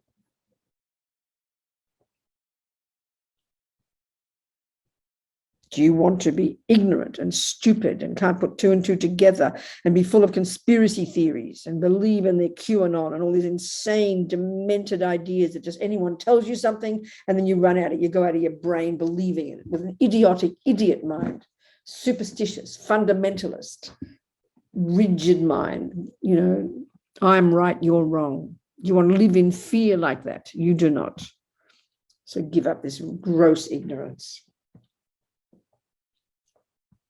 These are 10 little suggestions, 10 bits of mental nutrition that Buddha suggests. The consequences of which will be you will wake up next life with a blissful mind, a mind that does not want to kill, steal, lie. You'll have a peaceful mind, a spacious mind, not an angry mind, not too attached. You'll be joyful. You'll also be loving and kind easily, and people will be loving and kind in return to you, and you won't get stolen from or lied to or bad-mouthed or be poor. You won't have ugly environments. I mean, good heavens, forget about lower realms. Just this alone should inspire us to want to abide by the laws of karma. The Buddha's analysis of the natural law that runs the universe. Bare minimum, this, because you're sick of suffering. I am sick of suffering.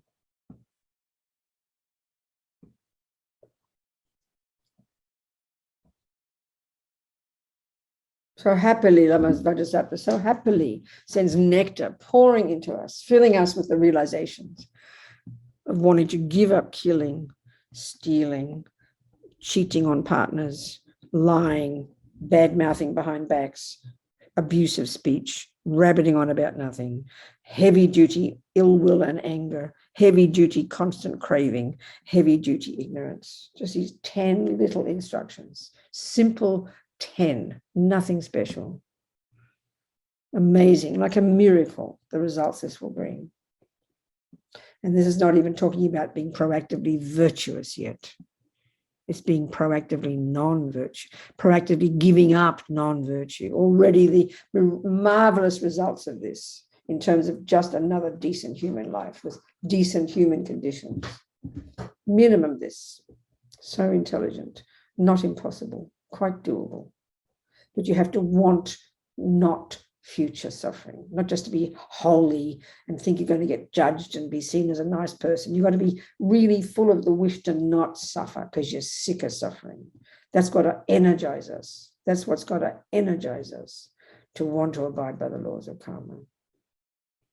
To be full of these blessings, these realizations from Lama Vajrasattva, driving out all these ridiculous imprints, disappearing into space. Vajrasattva samaya manupala Vajrasattva teno patita dida me bawa sutoshaya me bawa suposhaya me bawa anorakta me bawa sarva siddhi me prayasa sarva kama sitsa me sitam shriyam kuru hung ha ha ha ha ho bhagavan sarva tatagata vajramami mutsa vajrabhama samaya sadva hung pe Vajrasattva samaya manupala Vajrasattva teno patita dida me bawa sutoshaya me bawa suposhaya me bawa Anorakta me bawa sarva siddhi me prayasa sarva kama sitsa me siddham shriyam kuru hung ha ha ha ha bhagavan sarva chatakata vajramami mutsa vajrabhama samaya sattva ahung pe Vajrasattva samaya manupala Vajrasattva teno patita dida me bawa sutoshaya me bawa suposhaya me bawa anorakta me bawa sarva siddhi me prayasa sarva kama sitsa me siddham shriyam kuru hung ha ha ha bhagavan Vajrasattva mami mutsa vajrabhama ahung pe. And then all the imprints of all these delusions, these 10 non-virtues, the old habits disappeared like filthy liquid into space. Not one atom left. And then Lama Vajrasattva so happily dissolves into light, merges with your body, speech, and mind. The energy of the Lama's body, speech, mind, Vajrasattva's body, speech, mind, and your body, speech, mind merge. Full of these realizations of the abiding by the laws of karma as a delicious proactive practice for your own benefit. Happy with that. Just relax in that for a few minutes.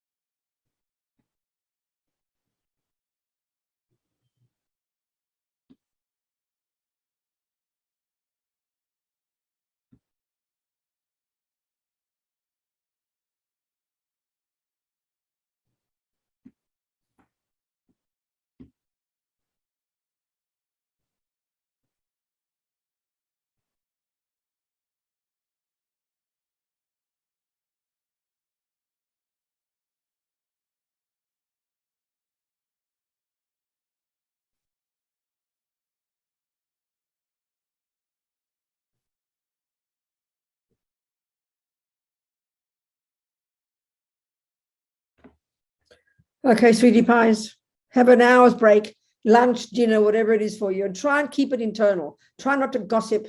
Try not to suddenly launch into the usual distractions. If you can, you know, if you've got your 7 babies to take care of, then it's okay.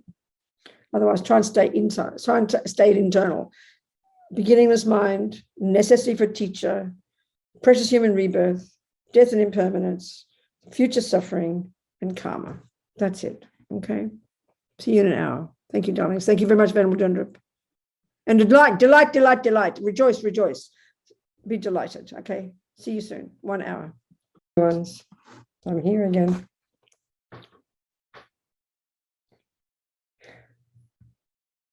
So those of you who have taken refuge, of course, you would prostrate.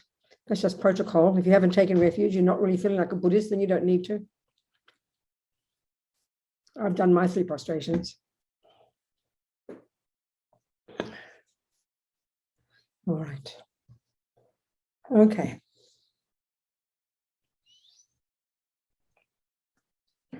So we just keep our minds focused again. Just steady our minds. This time, wait till we all come back. Okay. There we go. So we just do 5 again to start off with a bit of focusing, and we'll this time we'll do the first part of Mahamudra, which is the same as concentration on the breath, except the difference is you're concentrating on the mind. A bit more tricky, but don't make it complicated. So we just determination, sit down, check your body, get your legs in the right position, your feet on the ground if you're sitting in a chair, your body upright, your back straight, hands in the mudra in your lap, chin slightly tucked in, head tilted forward a little bit. Eyes looking down, jaw relaxed, lips apart. Just settle into the physical position. And now we're going to, with determination, we're going to pay attention, not to the breath, something more subtle, which is the mind itself, the thoughts themselves. So it's the same kind of idea. You allow the thoughts to come and go. You don't join in, you don't absorb into them, you don't wish they weren't there. In fact, in this case, you're going to anchor your mind to the thoughts themselves. You're going to just observe the movement of your mind. Think of it like that. You're just going to pay attention to the movement of your mind. No opinions, nothing like that. So do your best with determination. It's the same thing. The mind will either wander off and space out, or you'll get all agitated and chat. Well, every time you chat, this mindfulness, like this parent watching, will bring the attention back to the mind, back to your focus. If you get spaced out, you catch it, mindfulness catches it and alert and makes the mind sharp again and stays focused just on whatever thoughts are popping up. So a strong determination, the wish to control our mind so we can continue these meditations, so we can continue to realize all these points, so we can develop our marvelous potential, so we can be a benefit to others. That's the long-term plan. So with determination, for a few minutes, just pay attention to the movement of your mind, to the thoughts.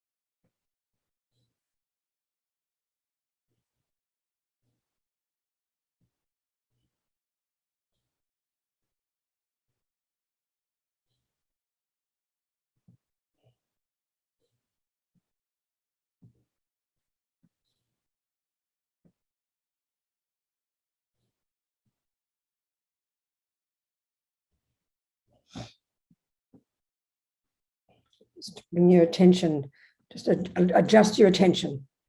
Not too spaced out, not too chatty. Just watch the thoughts, watch the mind, watch the movement of your mind.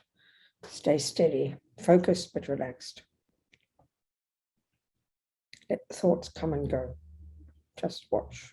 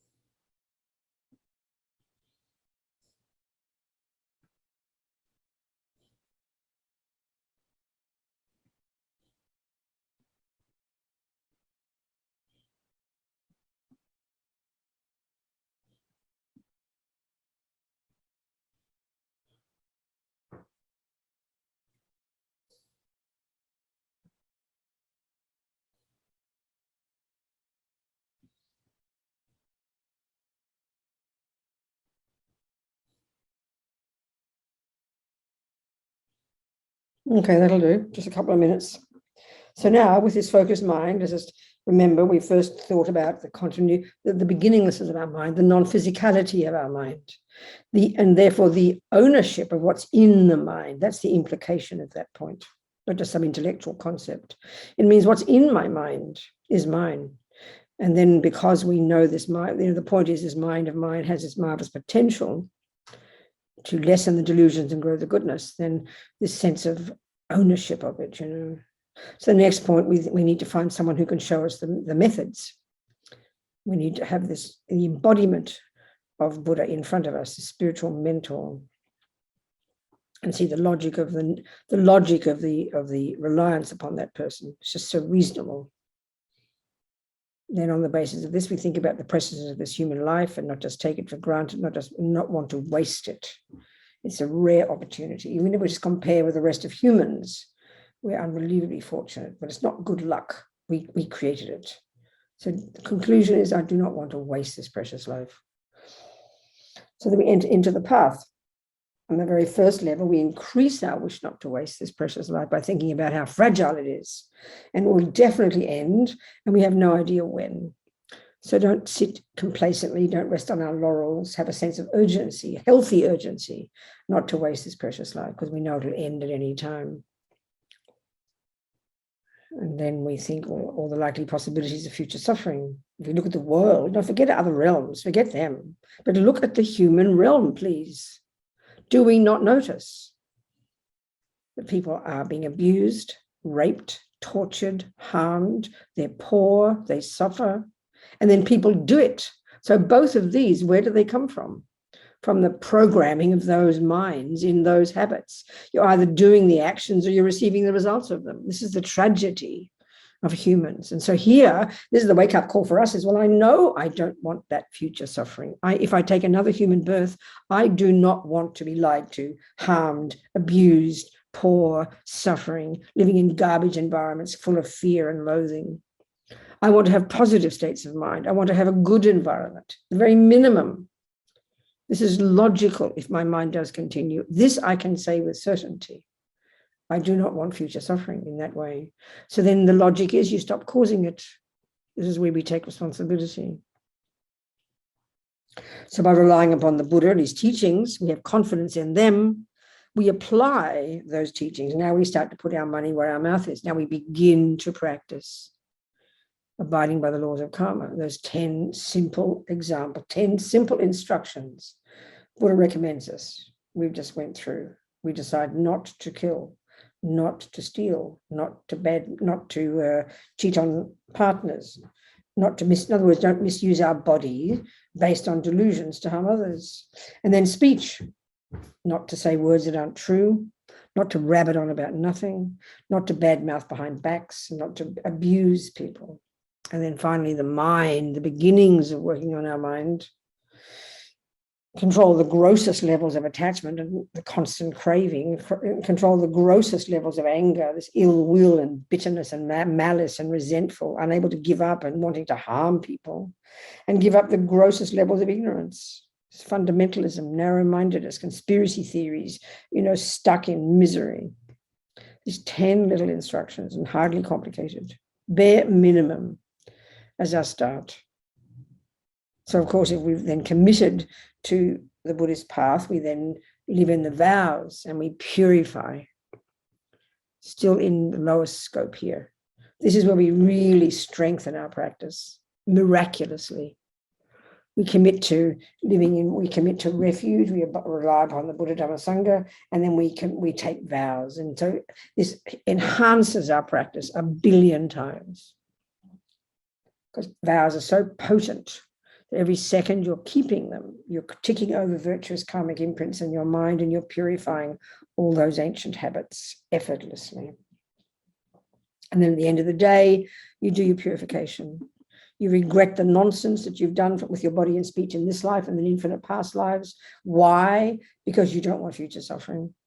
You turn to the Buddha to rely upon, Vajrasattva above our heads. I forgot Buddha, he's above our heads.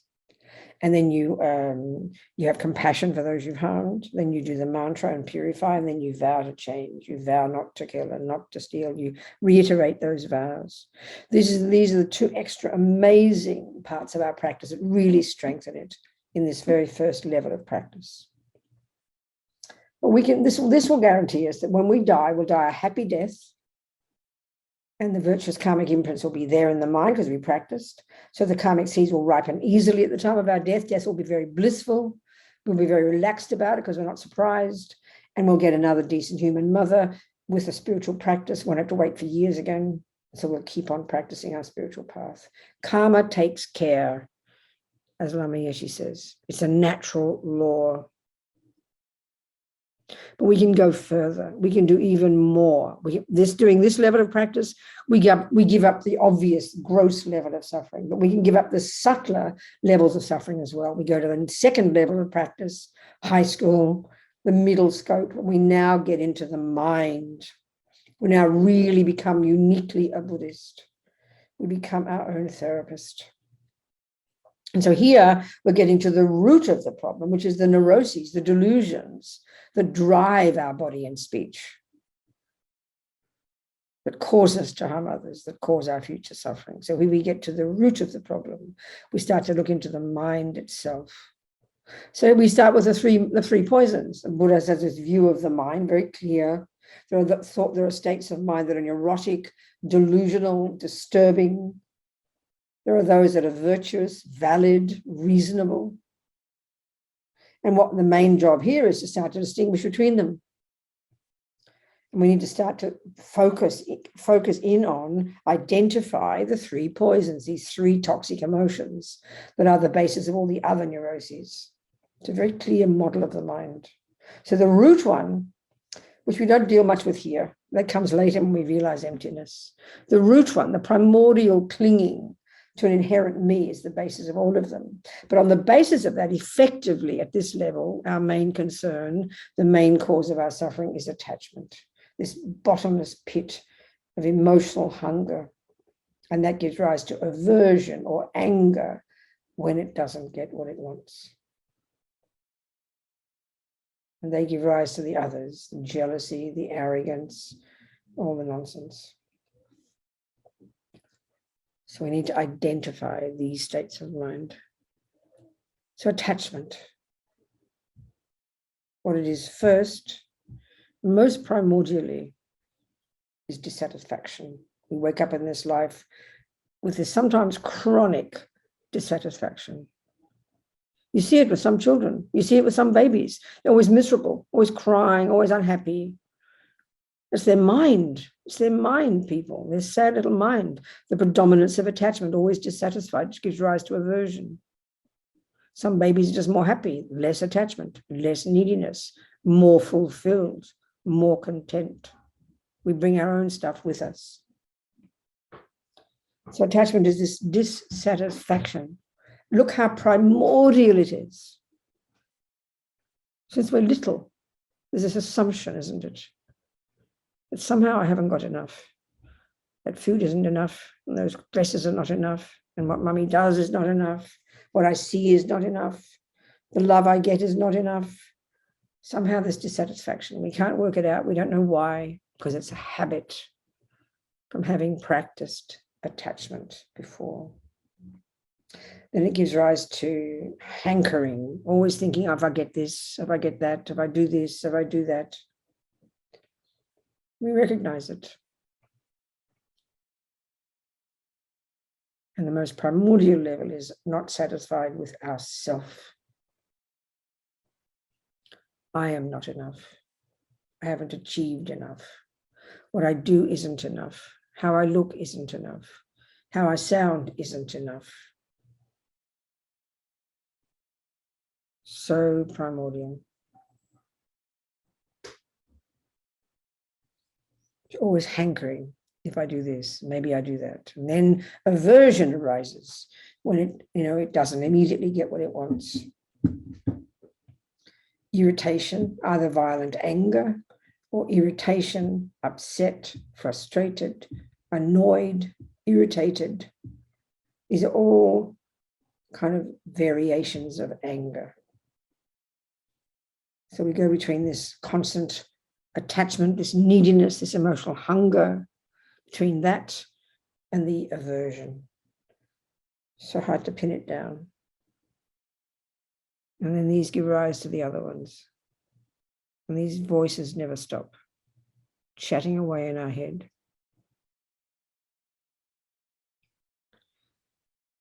So given that they're such strong primordial habits, this is why the first level of practice is unbelievably powerful. The first level of practice, we are learning to control the servants of the delusions.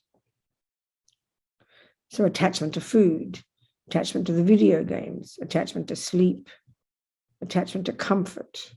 We can see these are the obvious levels, I mean, we're not discussing harming others yet. We're just discussing we did that before. We're not discussing here with attachment, even the attachment to killing, attachment to raping, attachment to torturing. You can see some people.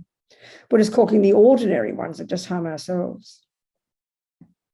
That's why the first level of practice, living in vows, controlling the body by not killing and not stealing, but also we can deduce here that if I keep my hand in my lap and don't eat the fourth piece of cake, that's controlling your body. You get the habit of that when you live in vows. So it's an easier way to handle attachment. It's much harder to stop the attachment itself, this emotional hunger that believes in the deliciousness of the cake. So start with controlling the body first. We understand this. We know that nobody would expect you to give up attachment to alcohol while you still drink alcohol. It's obvious you give up first the alcohol. And that's why that level of practice is so powerful. Control the body. Don't eat the fourth piece. And then, of course, control the speech. This is huge.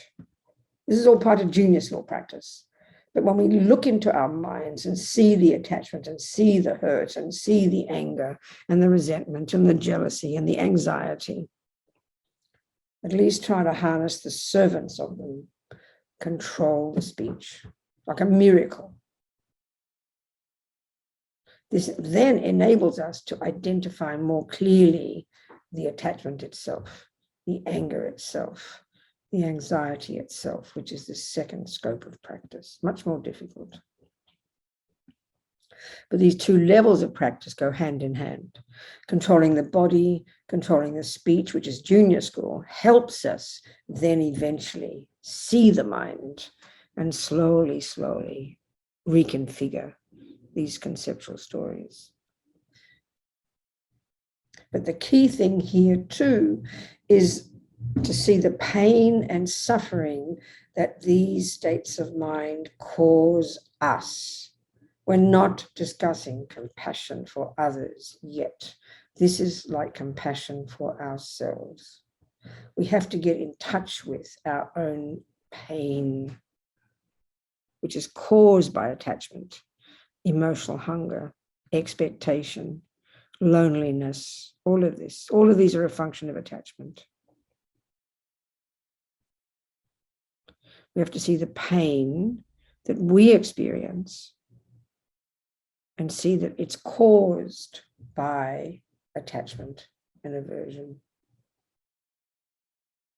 It's a big surprise to us because we always think the cause is outside. Yes, the outside does play a role. You can't say it doesn't. But we have to focus on the thoughts in the mind first. They are the main source of the pain. This takes time.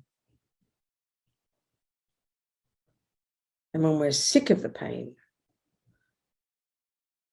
then we start to change the mind because we're sick of the suffering. Not guilt, not beating ourselves up, kindness to ourselves.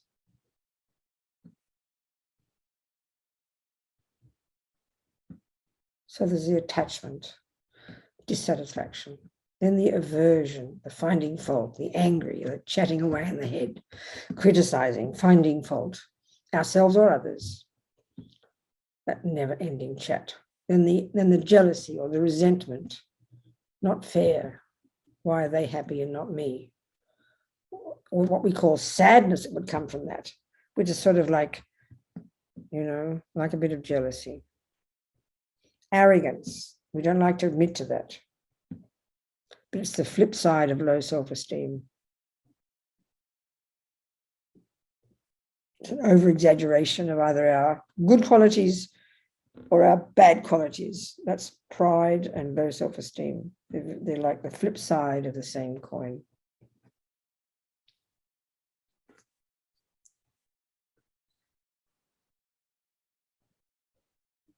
And anxiety, which is just an expression of attachment, worried about this and worried about what if that happens and what if this happens and what if that won't happen and what if I can't do that? Because attachment wants to control everything in the universe.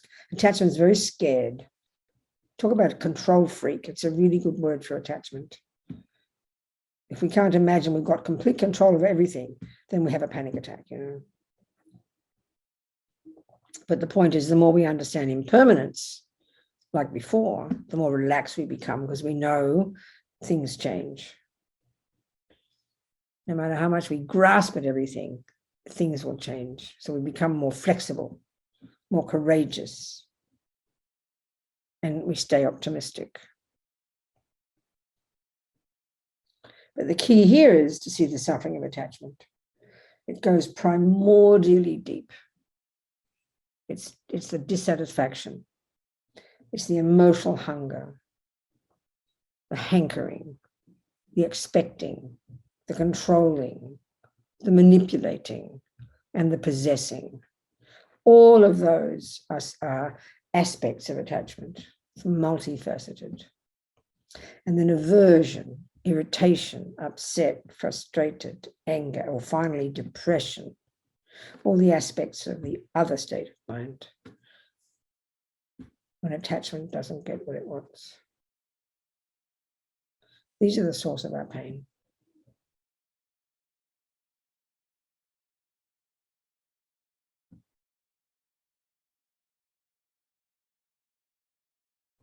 So as Lama Zopa says, we have got renunciation when just the thought of another moment of attachment is so disgusting, so painful. It's like being in a septic tank.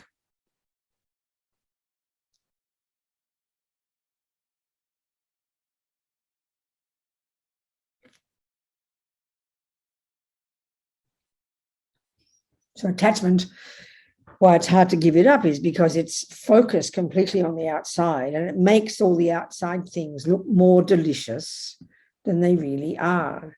It makes them look as if they are the cause of happiness. So The really hard job is to not believe in that story, to hear all these voices inside our head and not to give them too much power, because they're liars, they're misconceptions, they're exaggerations, they're distortions, they're delusional. That's the real job.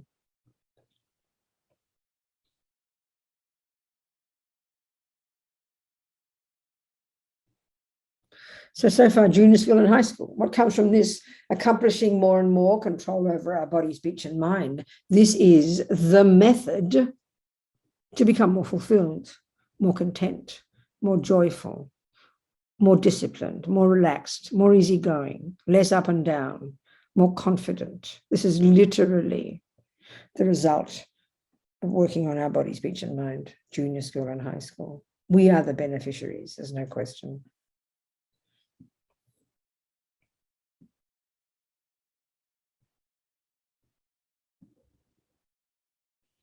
You have to see that.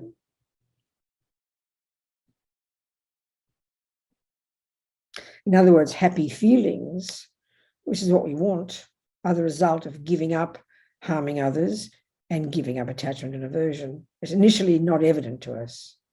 Sounds like a recipe for suffering. When we recognize these are the source of our pain, then we can learn to lessen them and therefore experience more joy, more fulfillment, more self-confidence, which is exactly what we want. This is a sign of renunciation.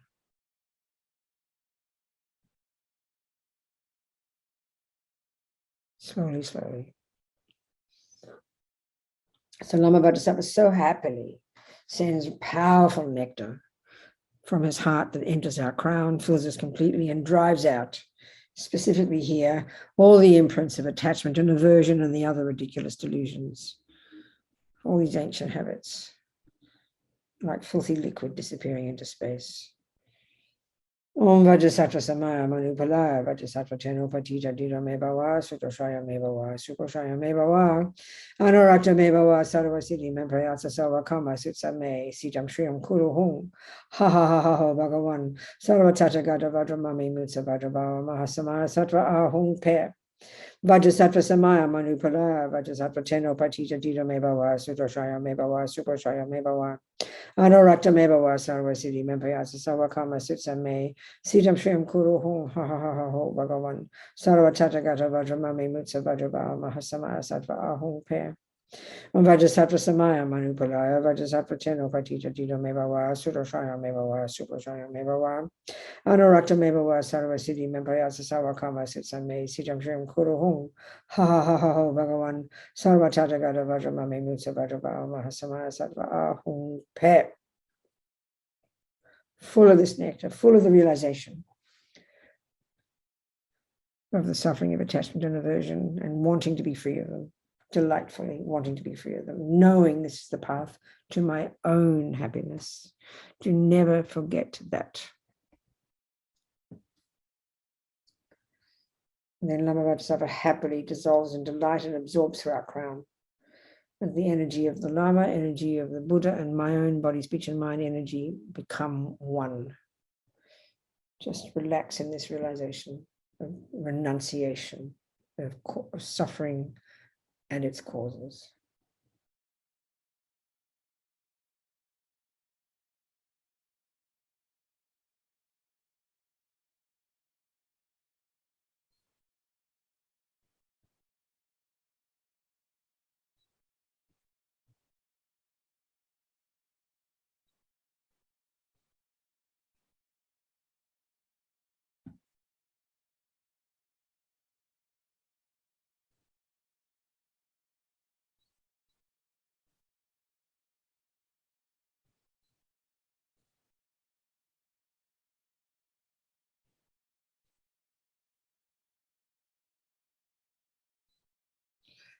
And then relax.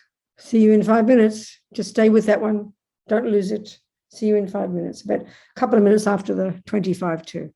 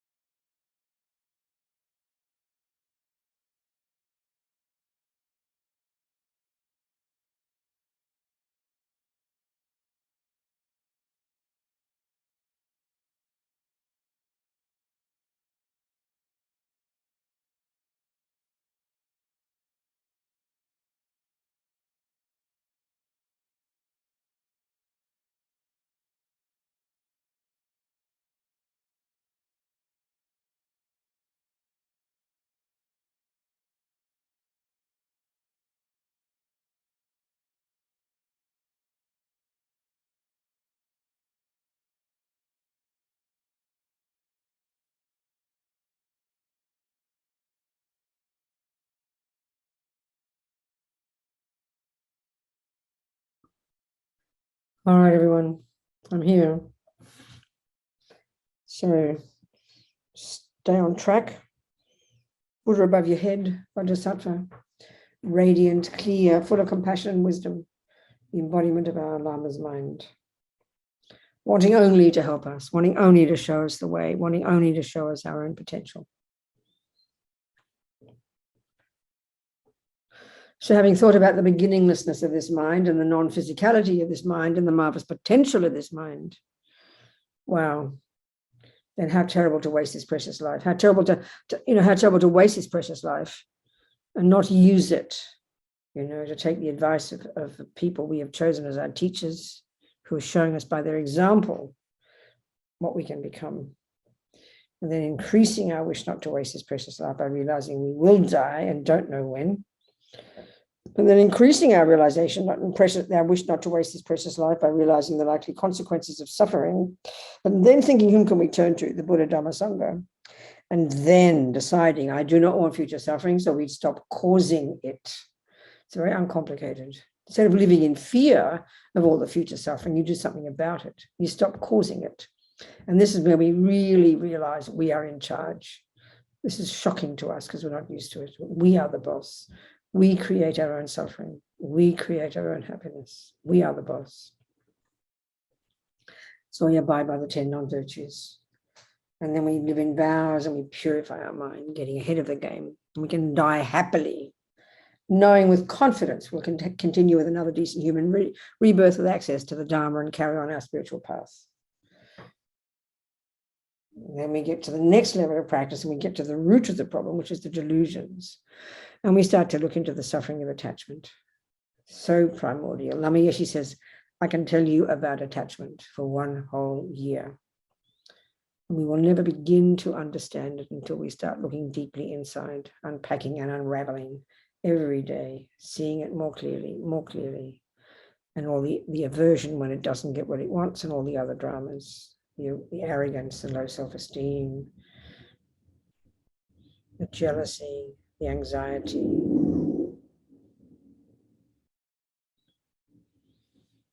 So we wish to go beyond these, and we just keep digging, keep working every day, getting clearer and clearer, more and more confident. So now we've done so much work on our own body, speech, and mind, and we start to become really content and fulfilled. And we open our eyes and we realize, oh my goodness, we are all in the same boat. Because of the Four Noble Truths and the logic of suffering and its causes, which we didn't touch on overtly, but which we've implied. If the Four Noble Truths refer to us, then they refer to all sentient beings. So the more we realize that my actions and my delusions are the source of my pain, then we look at the world and we'll go, oh my goodness, look at this. Look at the suffering people are experiencing. And look at the suffering people are causing, both. And this is because we don't understand that we, each of us, is the source of our own suffering and our own happiness. This is this nightmarish world we live in. And you see it for everybody else. They're all walking around believing they didn't ask to get born, believing somebody else made them, blaming everybody else for their happiness, blaming everybody else for their suffering, just like me. This is unbearable. How can I not help? Now I understand, then I can help others. So we continue working on our mind. That never stops. From here to Buddhahood, that never stops. But the crucial difference here, in the first and second scopes, the emphasis was on preventing our own future suffering, calming down our own body, speech, and mind, because we do not want future suffering.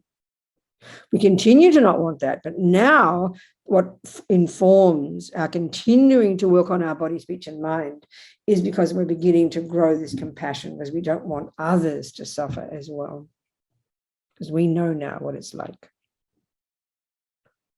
So our next phase is to cultivate bodhicitta, this outrageous, unbelievable, over the top, insane level of mind, so radical, so extraordinary, it's hard to imagine it. This view, this paradigm shift in the mind that enables us to be utterly only thinking of others and wanting only to help them, full of unbelievable compassion, unbelievable love and affection. So that's the next phase of our practice. We have to start somewhere. So we start with the development of equanimity. The development of love and compassion and great compassion and bodhicitta are rooted in this recognition that every single sentient being, every enemy, every friend, and every stranger, and there is no fourth category, that every friend, every enemy, and every stranger, the entire universe, are exactly the same as each other from one point of view. The key thing about equanimity is this, that they are equal in their wish to be happy and not suffer. We have to see that we're all driven by the same. This is what's universal.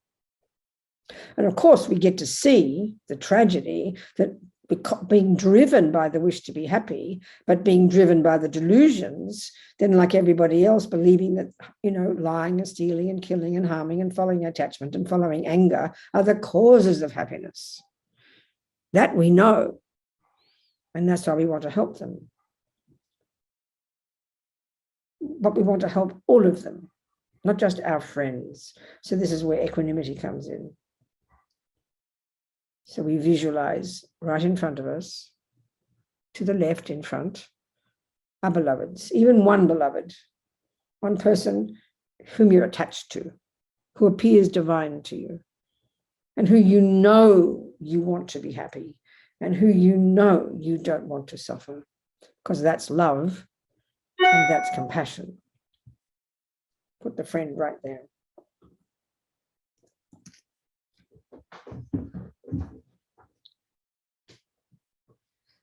And you don't put your guru there. You put just a regular friend. Your guru is different. So right in front of you, you put a so-called enemy, a person whom you have aversion for. And that usually is a person who hasn't done what your attachment wants. They've proactively not done what your attachment wants. They haven't made you happy. They haven't fulfilled your wishes. So you have aversion for them. And actually, for the meditation, if you're brave enough, the more you dislike them, the better. Maybe someone you've never forgiven for harming you, put them right there. And then to the right, put a stranger, which of course is a person who has neither harmed nor helped you that you can remember. So therefore, you feel indifferent about. This is the point. So a friend is the object of attachment, whom you adore because they fulfill your attachment's needs. And the enemy is a person who has proactively not done what your attachment wants. So you have aversion for them. And the stranger's done neither. So you have indifference. And this is the universe. You won't find a fourth category because this is the objects of the three poisons. And every being in the universe thinks like this. So we're trying to shift the total illogic of ego to the logic of wisdom that sees this as irrational. Equanimity is the very specific view that recognizes the truth. But from their side, these three people are not different. From this particular point of view, they all want to be happy and don't want to suffer. Yes, the friend is beloved and kind. Yes, the enemy is nasty. And yes, the stranger is boring. That's not the issue, though. That's not the reasoning. That's ego's logic. Here we're using the logic of bodhicitta, that they're all the same. So we're getting ourselves out of the equation. Step back. And it's to see the logic. Don't try to conjure feelings yet of love and compassion. That comes later. We're trying to get the logic clear. That they're equal to each other from this one point of view. That's all. That's the point we're trying to prove. So even though that enemy really did harm you, they did. No one's denying that. And that friend really is a beloved who really does help you. That's not being denied. But it's simply not the logic for loving them and not loving them, which is what ego's logic is. That's why it's shocking. So when we look at the enemy and we hear first, well, they want to be happy just like your beloved. The first thing we say, we're shocked. We say, what do you mean she wants to be happy? And then we say, she doesn't deserve it. This is the basis of samsara. The only reason you love your friend is because she deserves it, because she's kind to you. The only reason you don't love your enemy is because they don't deserve it, because they're not kind to you. So in other words, it's totally self-centered. We should be embarrassed. Your friend is mean to other people, and your enemy is kind to other people. But we don't care about other people. We're so I-centric. It's obvious. It's not rational, though. It's not the whole story. And the stranger, the boring stranger that the world is full of, millions of boring strangers. The only reason we don't care about them is because they haven't touched my life. So our view of the universe is totally self-centered. We really should be embarrassed how shocking it is. But we don't question. Nobody on the planet questions it. So that's what we're trying to do here. So step out of it. Stop seeing things so personally. Put these three people separately from you.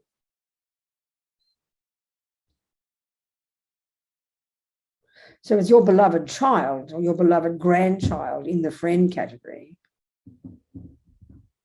Then know that the mean, ugly person in the middle feels exactly the same every second as your beloved child. They're driven by the wish to be happy. They're driven by the wish not to suffer. Constantly searching for happiness. Constantly trying to avoid suffering. From that perspective, they are the same.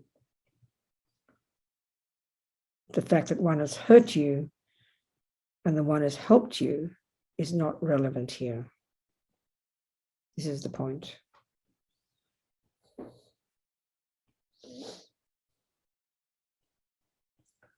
So now we can start to build love and compassion for them on the basis of this. So the next step is to think how they've all been kind. So they use the example of mother. We've all had beginningless lives. We've all probably bumped into each other beginningless time. And they must logically have been close to us at some point in any one of these lives. So this is not illogical. So this one is the mother is kind. That's very shocking. Let's look at the logic of this. See it in a fresh way.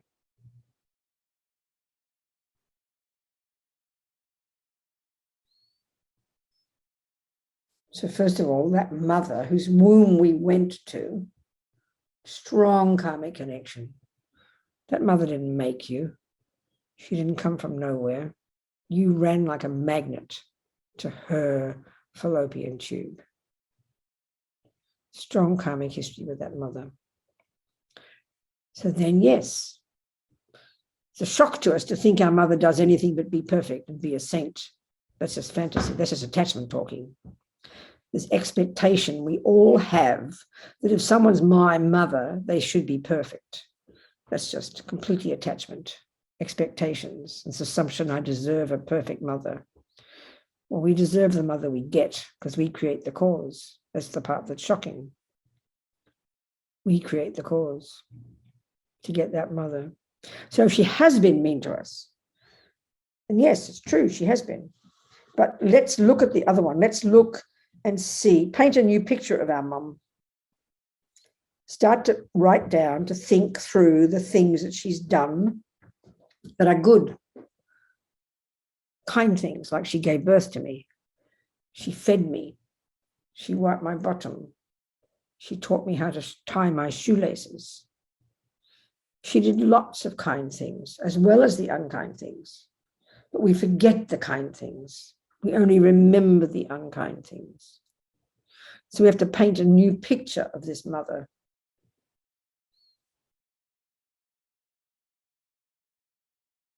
And why we're angry with her is because our attachment didn't get what it wanted.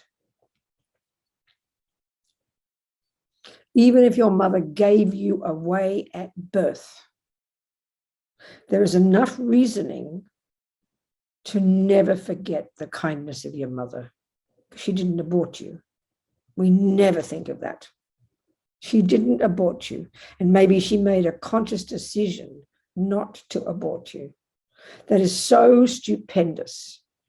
You should be weeping in joy and gratitude that your mother didn't abort you. How kind.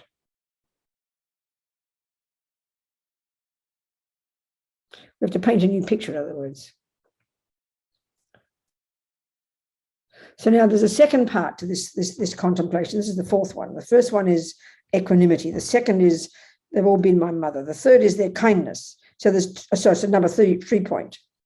There are 2 parts here. The first part is the mother is kind. The second part is all sentient beings are kind to me. This sounds ridiculous, but let's see the logic.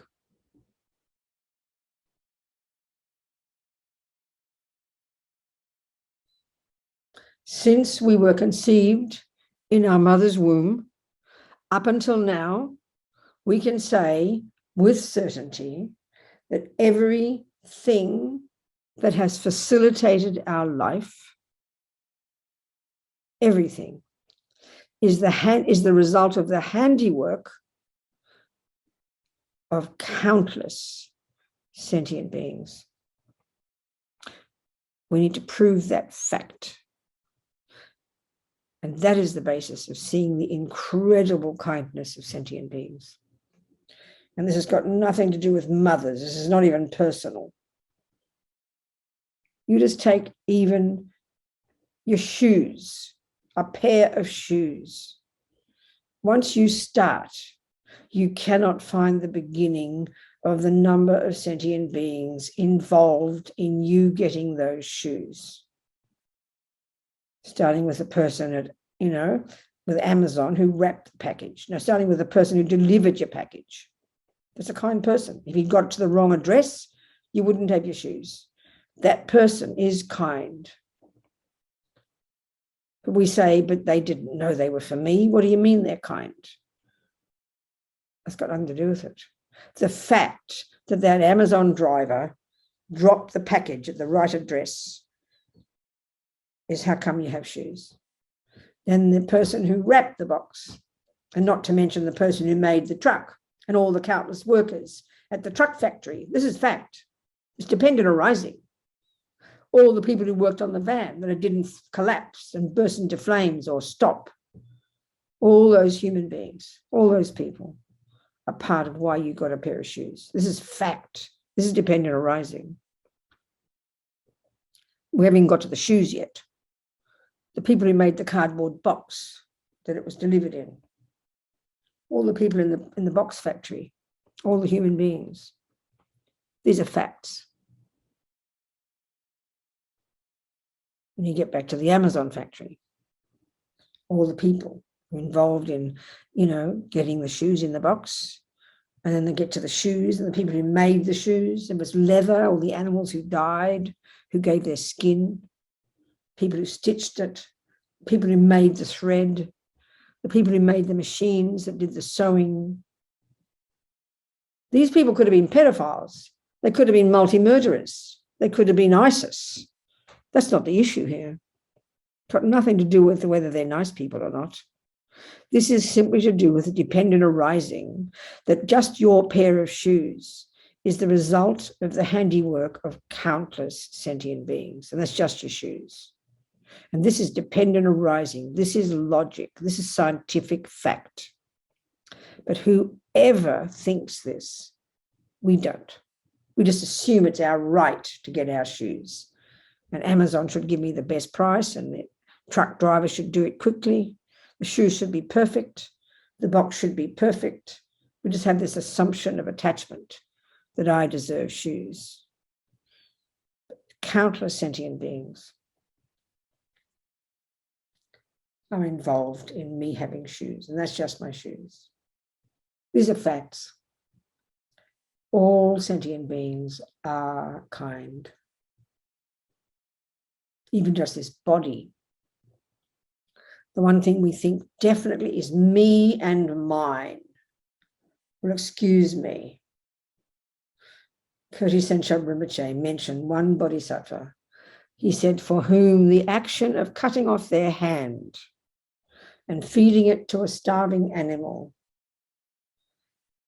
is as inconsequential as a leaf falling off a tree. So this body, what is it?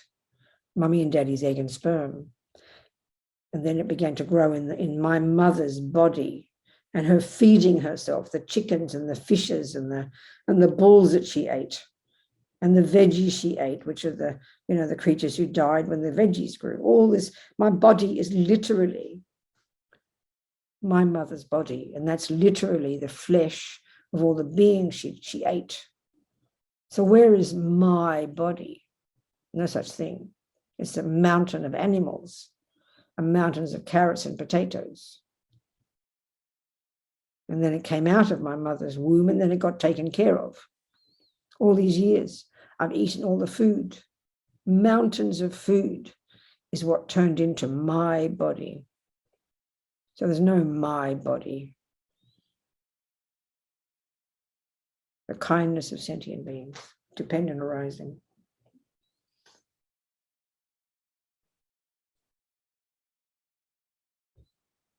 So conclusion, the fourth point, the conclusion, I must repay the kindness of all these sentient beings. That's the conclusion here. So now Lama Vajrasattva so happily sends nectar from his heart that fills us completely and purifies all the obstacles to experiencing equanimity and the kindness of the mother and the kindness of all sentient beings, and then purifying the opposite to the wish, I must repay their kindness. All purifying all of these obstacles, full of nectar, forcing out all the obstacles in my mind that prevent me from realizing these as filthy liquid disappearing into space.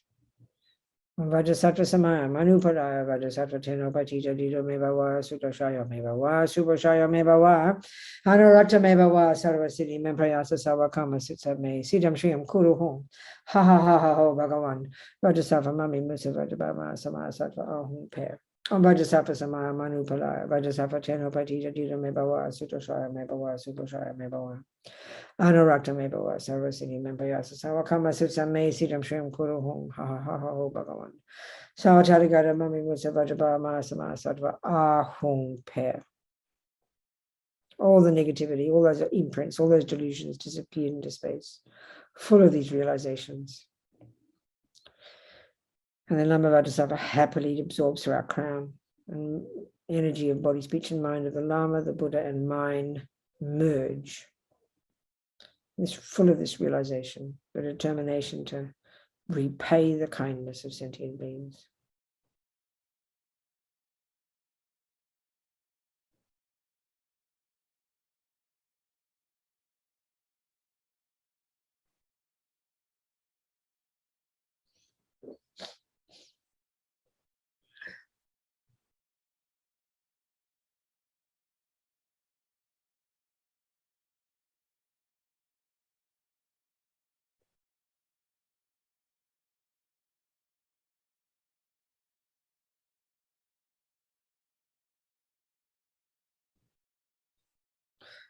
So just stay with this in your own mind and your own way for 5 minutes. Don't get distracted. Stay with that wish. See you in 5 minutes.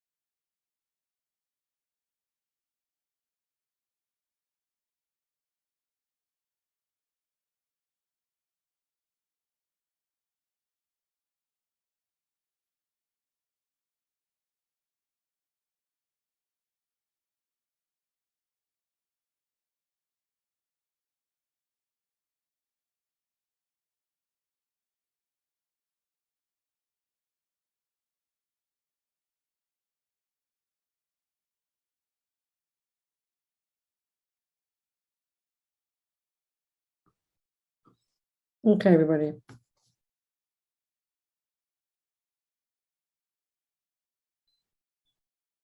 So imagining Vajrasattva there again, the Buddha of our crown, embodying our Lama's mind, showing us the way, giving us courage, enthusiasm.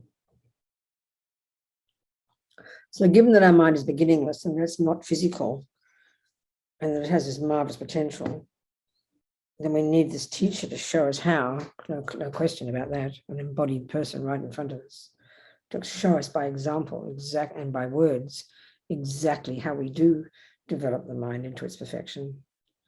And then we start to energize ourselves not to waste this precious life. So we need to think about the preciousness of this, not to waste this precious human life that we work so hard to get. Then we enter into the path, and then we increase our wish not to waste this life by thinking about its impermanence, its fragility, and the fact that it will die, and we don't know when. That's the part. So we should energize ourselves not to waste this precious resource. So then we contemplate the likely possibilities of future suffering, and we absolutely do not want that.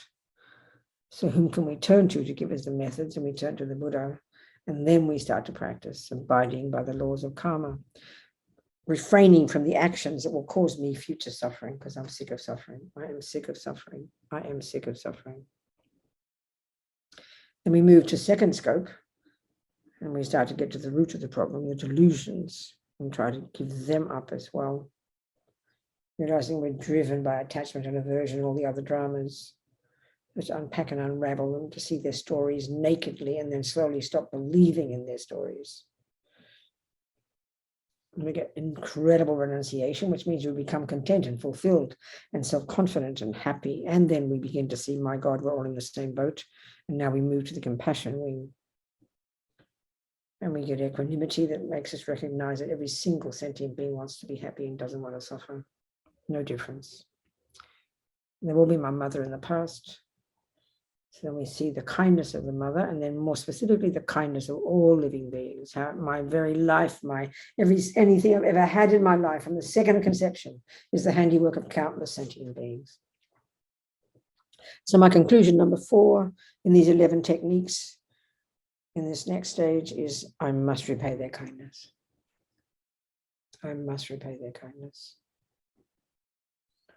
So we continue to work on our mind, continue to expand our consciousness, continue to loosen the grip of the delusions that separate us from others, continue to work on our mind to get closer to others. So now we start to think about the disadvantages. We start to think now about the disadvantages of cherishing ourselves. It's another approach to understanding attachment. In the first and second scopes, the basis of suffering is attachment, this self-centered attitude that sees everything through the lenses of what makes me happy. Having attachment to those who make me happy, having aversion to those who don't, and not caring about the rest. But here we can say that because of this attachment, because of this ego grasping, we have this attitude that puts me first. So the whole emphasis here now is on reversing that. We want to end up with bodhicitta, which puts others first. So the whole approach here is to see the intensity of the selfishness. Tibetans call it self-cherishing, the self-centeredness, the selfishness that causes us so much pain. We're trying to smash that. We're trying to reverse that. So we start to think of the disadvantages to oneself. This sounds very hilarious to us. It sounds again like selfish. We must see it. We must see the disadvantages to oneself of being self-centered. I mean, you know people yourself. Don't think about yourself. Look at some people you know are very self-centered. They're never happy, always complaining. No one likes them. No one wants to be around them. And then they blame everybody else for not making them happy. They're always miserable. It's so obvious. You can see it because they're only thinking of themselves. And this is not meant to sort of be brutal. It's an obvious thing, but we can't see it when we're caught up in it. We're totally obsessed with ourselves, totally self-centered. Everything is in reference to this self, isn't it? I mean, it's sort of so normal in our world, we can't even imagine it's not normal. It's shocking to think we should get rid of this. But look at the disadvantages to ourself of putting ourselves first. It's hard to see this. This is hard to see. And if we haven't done the earlier work in the wisdom wing, then we can't understand it. This is why this is more advanced. So shocking. Now, the next one is look at the advantages of cherishing others.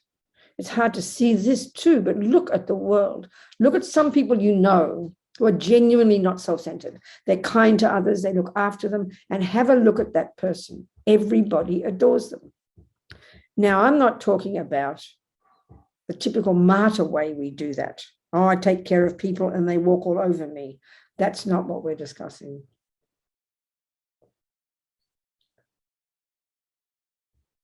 We're discussing when this thought of I arises all the time and it's not fair.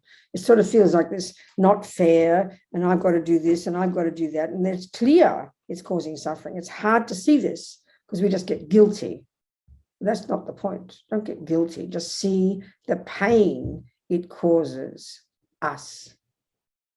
Or our anxiety, thinking of ourselves all the time, thinking of our health all the time, thinking of what I have to get all the time. It overwhelms us. We can't think of anybody else. It's obvious. No need to feel guilty. Have courage. Look at it. It's hard to hear it like this. We don't like to see it. It feels like it's not fair pointing it out. But we have to see it as an obstacle. And then look at the advantages to oneself of cherishing others. So, of course, all this takes time to shift the mind. But this is the fundamental basis, to see the disadvantages to oneself and then see the advantages to oneself of cherishing others. Of course, it's a self-centered reason initially, but you have to see that.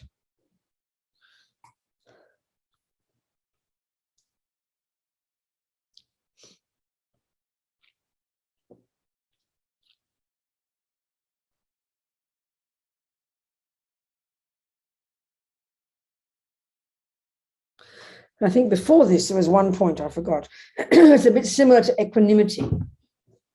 It's basically, though, it's everybody else is the same as me. Before, it's everybody, all the enemy, friend, stranger, the same as each other. But here, this should come first. Here, before the disadvantages, here, see logically that everybody else wants to be happy and doesn't want to suffer. Just like me. There's no difference. And then we think of the disadvantages of being self-centered. And then we think of the advantages of not being self-centered, of thinking of others. And then we get to the essence of the practice, and where we start to develop genuine love and compassion. Love is defined as the thought, may you be happy. And compassion is defined as the thought, may you not suffer. These are the basis. So on the basis of equanimity, seeing that all beings have been my mother is kind, all sentient beings are kind, I must repay their kindness. Thinking of the fact that they're all the same as me and wanting happiness and don't want suffering. Then see the disadvantages to me of being self-centered and the advantages to me of being not self-centered. Then we begin to really want to develop this love and compassion.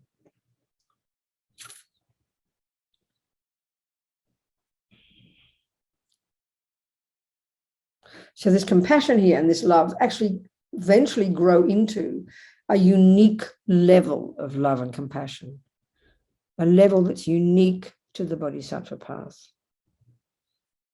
It's called great compassion. They probably call it great love as well.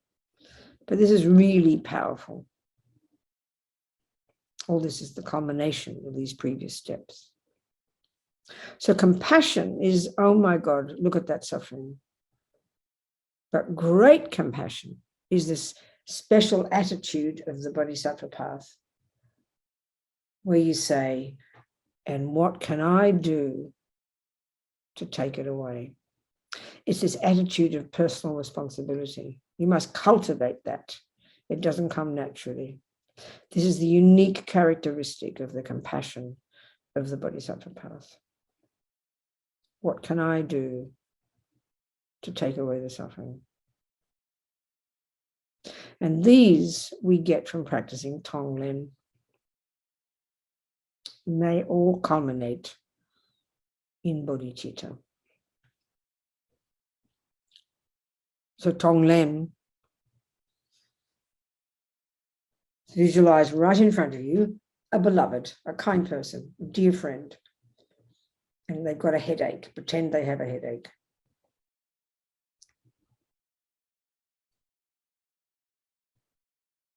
So now when you breathe, use your breathing. You breathe, you decide you would rather have the headache than them.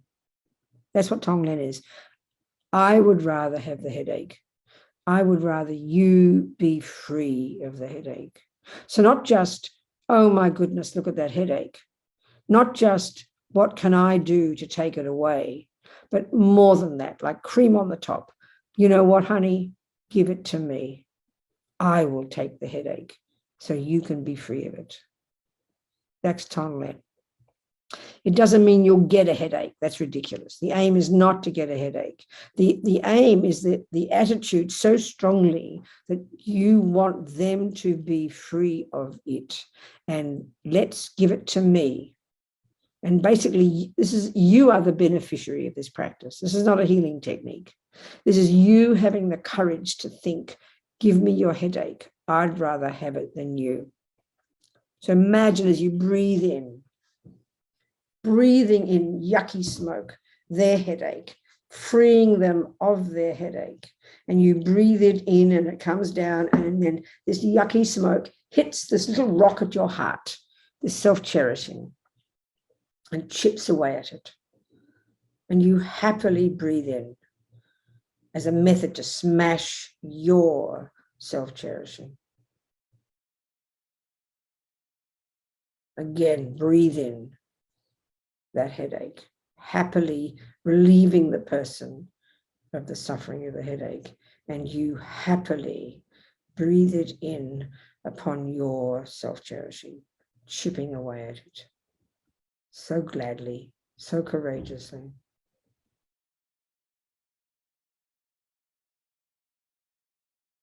Breathe in again, happily freeing them of the headache, so joyful, and happily using it to smash your self-cherishing.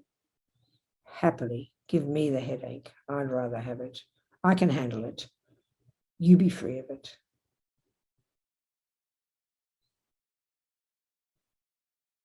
This puts atomic bombs under the self-centeredness. Makes you so courageous.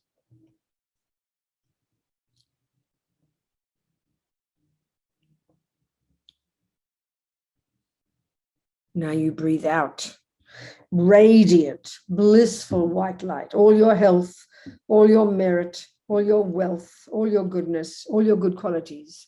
And you breathe them all out like radiant light, and you give them to this friend. You imagine this person receiving everything they need, all their happiness, good health, wealth, all your merits, everything. Give everything to them. The first one is the practice of compassion, and this is the practice of love. Breathe out again and again. Radiant light, all your happiness, all your health, all your wealth, all your beautiful things, happily giving them all to this friend in front of you, wanting them to be happy, smashing your self-cherishing.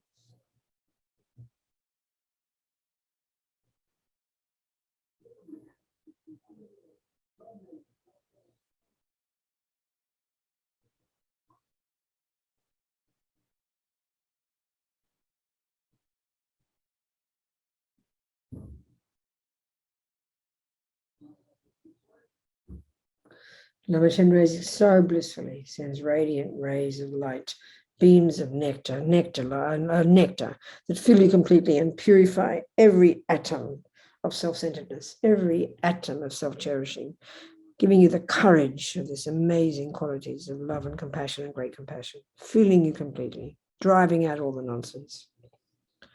Vajrasattva samaya manupalaya Vajrasattva tenopatita dita meva sudoshaya meva sudoshaya meva anuratta meva sarvasiddhi memprayasa sawakama sitsame sitam shrim kuru hum ha ha ha ha ho bhagavan sarvatatagata vajramame mutsa vajrabha mahasama sattva ahum pe. Vajrasattva samaya manupalaya Vajrasattva tenopatita dita meva sudoshaya meva sudoshaya meva anuratta meva sarvasiddhi memprayasa sawakama sitsame Sitam Shrim Kuru Hum Ha Ha Ha Ha Ho Bhagavan Savatadagata Mame Musa Vajabara Masama Sattva Ahum Pe Vajrasattva Samaya Manupara Vajrasattva Tenro Patita Dita Mebawa Sudoshaya Mebawa Subhashaya Mebawa Anurada Mebawa Sarvasiddhi Mepayasa Samakama Sutsa Me Sitam Shrim Kuru Hum Ha Ha Ha Ha Ho Bhagavan Vajrasattva Mame Musa Vajabara Masama Sattva Ahum Pe. Full of this bliss, full of this powerful. Now imagine we've accomplished bodhicitta, this outrageous paradigm shift in the mind where no longer there is the thought of I, only the thought of other. Like everyone is your precious child and you exist only for them. Can you imagine that? No longer the thought of I even arises. No longer the thought of what can I get. Doesn't even arise in the mind. Imagine this. Imagine this. Vajrasattva happily dissolves into you, filling you with this realization of the Nama of the Buddha.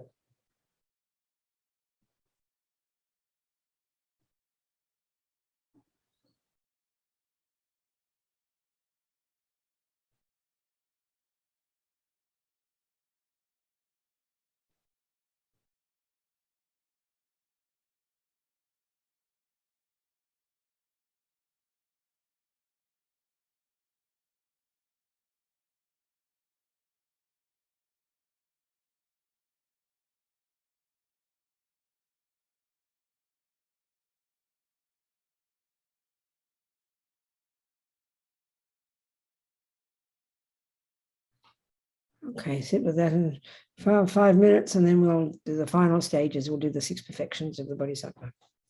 And then we're done, gone like a dream. Just sit with that for 5 minutes, darling people. See you very soon.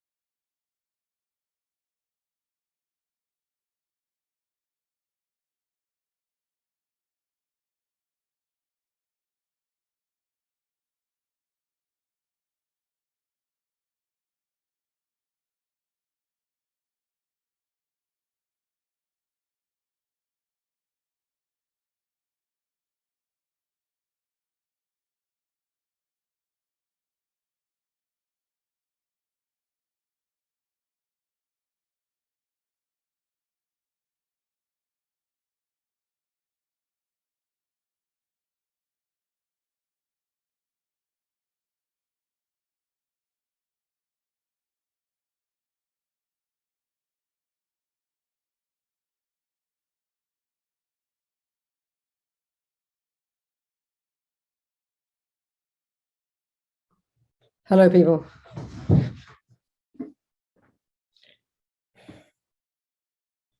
Okay. So, given that our mind is beginningless and it's got this marvelous potential, that we need a teacher to show us, manifest for us how to do this ourselves. And given this life is so precious and we just cannot bear the thought of wasting it. And then we start to think even more that we can't waste it because it's going to end at any moment. And then we contemplate even some of the suffering that might come. And we absolutely do not want this. So we turn to the Buddha and his teachings. And then we begin to put our money where our mouth is. And we abide by the 10 non-virtues and stop causing future suffering. It's very simple for the Buddha. Instead of living in fear of future suffering, you stop causing it. You're in charge. And then we, even more than that, we take refuge and live in vows and purify, perfect tools, guarantee future perfect life. Next, though, we can now get to the root of the problem and get renunciation of the delusions. And this, become joyful and fulfilled and content. And then we start to open our eyes and realize, oh my God, we're all in the same boat. We go to the compassion wing. And now we start with these 11 techniques that culminate in bodhicitta. We get equanimity to recognize everyone's the same. So we think they've all been my mother. Then we think the kindness of the mother, not only that, the kindness of all sentient beings. And fourth, we then conclude we must repay their kindness. And then we think of the disadvantages. We think everyone's the same as me in wanting happiness. And then we think of the disadvantages of cherishing me and the advantages of cherishing others. And then I think there's some more steps I missed. And then we practice Tonglen and we accomplish love, compassion, even great compassion. And then it culminates in bodhicitta, this outrageous attitude that's unknown in our culture. It sounds like mental illness for us. Read about saints and maybe that's the best we can do, but this is what Buddha says we can all accomplish. So now our next phase of practice is the 6 perfections of this bodhisattva, this outrageous person who's done this. They're happily got 2 parts. Bodhicitta's got 2 components. One is to never give up benefiting whoever's in front of you, naturally.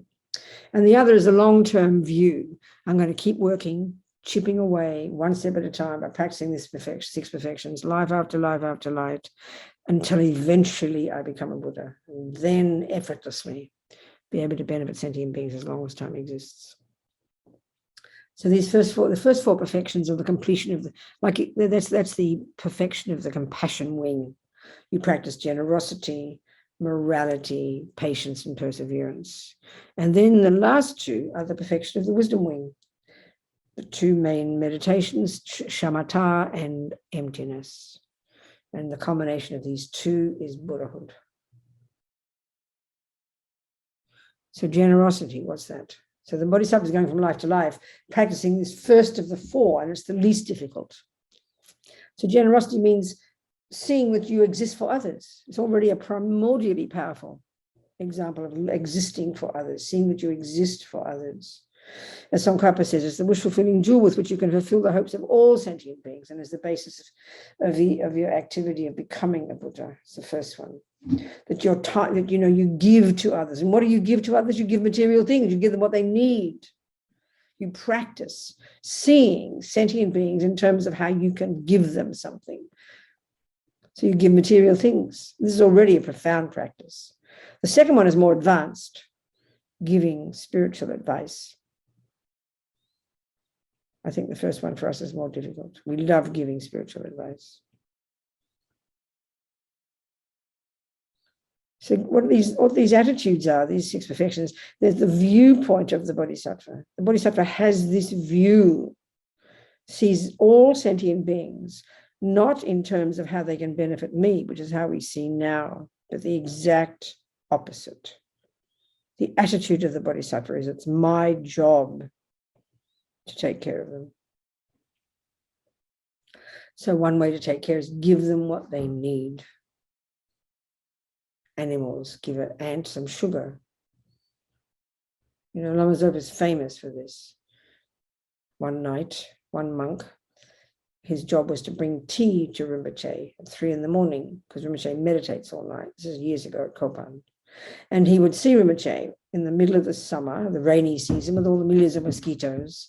Rinpoche, he was in samadhi, but his shirt was up above his head, and his body was exposed, and all the mosquitoes were feeding on his blood. Well, we can start with giving food, okay? Eventually, we can learn to give our bodies We give them what they need, food, things. Bodhisattvas think like this. We're happy to give, but only to our friends, only if we get something. It's training the mind to think, what do sentient beings need? You hear what they need and you think, can I give it? The ants, the dogs, the cats, the humans, the enemies, the friends, doesn't matter. It's a profound practice. Expands the mind. You're giving things to sentient beings. And money especially. Money is a thing we value. It's the one thing we don't like giving. But to think like this, what can I give? What do sentient beings need?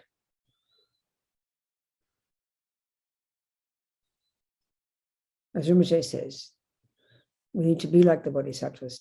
We don't think of receiving. We think of giving. To train our minds to think opposite. Think of giving. We might not think that we're miserly, but most of us are. We don't like giving money. We don't like giving things, because as soon as we give something, we think, I don't have enough of it. The first reason we don't give is because we think, I don't have enough of it, So what are we going to do about that? We'll be like the Mormons. Budget, put it into your line item. Put it into your budget. You decide in advance. If you think, well, when I've paid my mortgage and my iPhone and my pension plan and my food and my massage, if there's any left over, no, there won't be. So you budget it in. You advance, you decide in advance. A certain amount every month is giving. This is the way to do it, the only way to do it. It's powerful action. In order to get a human body, we need non-killing karma. In order to have a life in which we can, get whatever we need, the resources we need generosity. These are the two main causes of having a decent human body and a decent human environment. Non-killing and generosity. Never forget this. You have to consciously practice it. Not just, oh yeah, I'm generous, I'll give something when I feel like it. No, actively put it into your life. Actively budget it in. The second kind is giving spiritual advice. And if you're feeling qualified, then that's more amazing. The next one is the third level of generosity is, they call it giving protection. Saving people from prison, saving the lives of animals. This is called generosity, giving protection. Helping a person who's scared and protecting them. Giving. Have to be conscious practices. Conscious, intentional. And they grow and grow. And the perfection of giving would be that you would give your body, like give your body to the mosquitoes.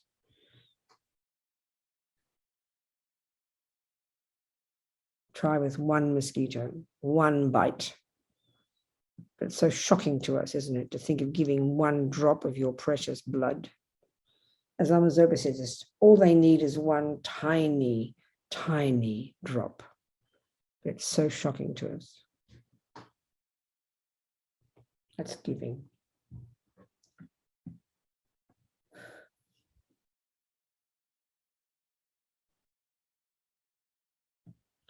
Then you've got the next level is morality. Well, already the whole path is morality. The first level of practice, though, all the way up to the Bodhisattva vows, is the morality of refraining from harming. But now we start practicing the morality of benefiting, because we've got some wisdom now, hopefully. So how do you help? You help the rich, you help the poor, you help the sick, you help whoever needs to be helped.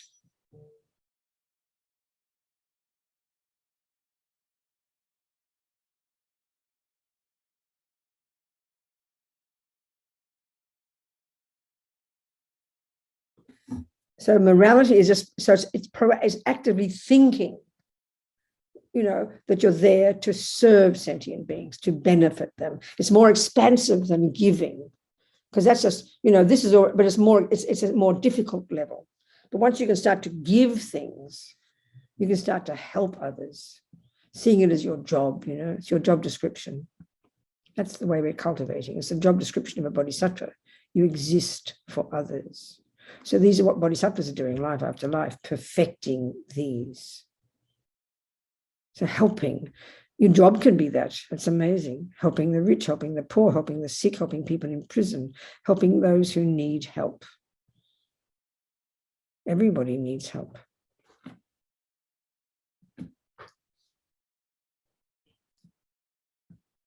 The next one is called patience.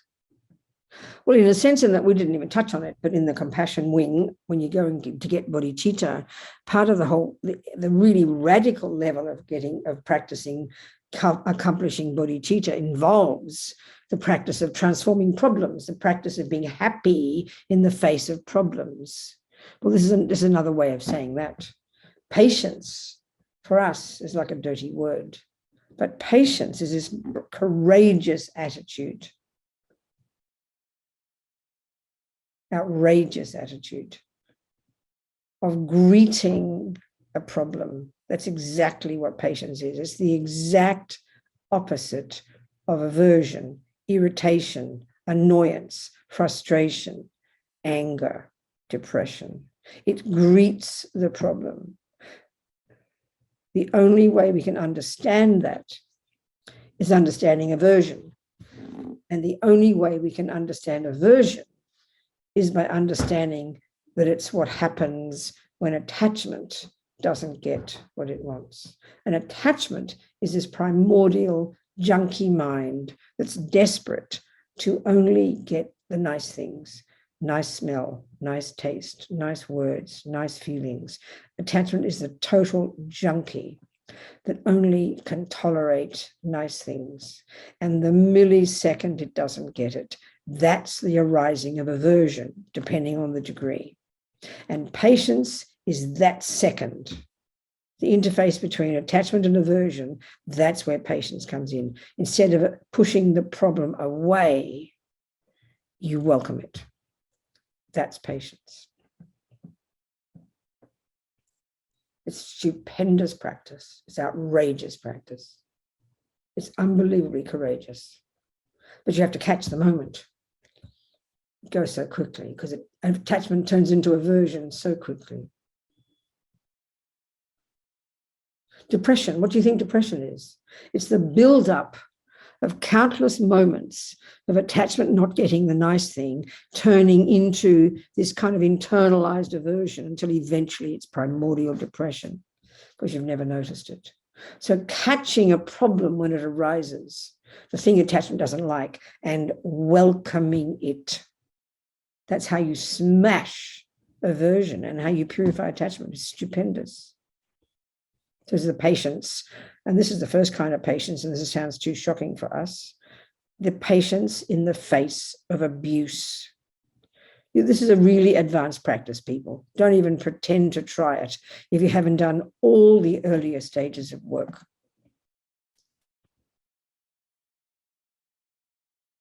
When someone's unkind to you, you hear the mean words, the boss is rude to you, your sister's not kind to you, people fire you, not to mention being harmed. I mean, this is really outrageous, Patience and why would you do this? Because you understand karma.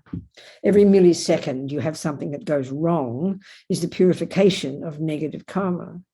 So by welcoming it, also this proves emptiness. You can completely see it differently. You're smashing it completely. You purify the attachment, you purify the aversion, and then you're getting one step closer to cultivating more and more infinite compassion for sentient beings. Because what prevents us from helping others is our own attachment not getting what it wants. So practicing patience in the face of abuse, and then more the second level, practicing patience in the face of things going wrong, sickness and stuff like that. And then finally, the patience of all the obstacles in your practice. This is what makes you super powerful, super courageous. It's profound psychology, I tell you. The perfection of patience.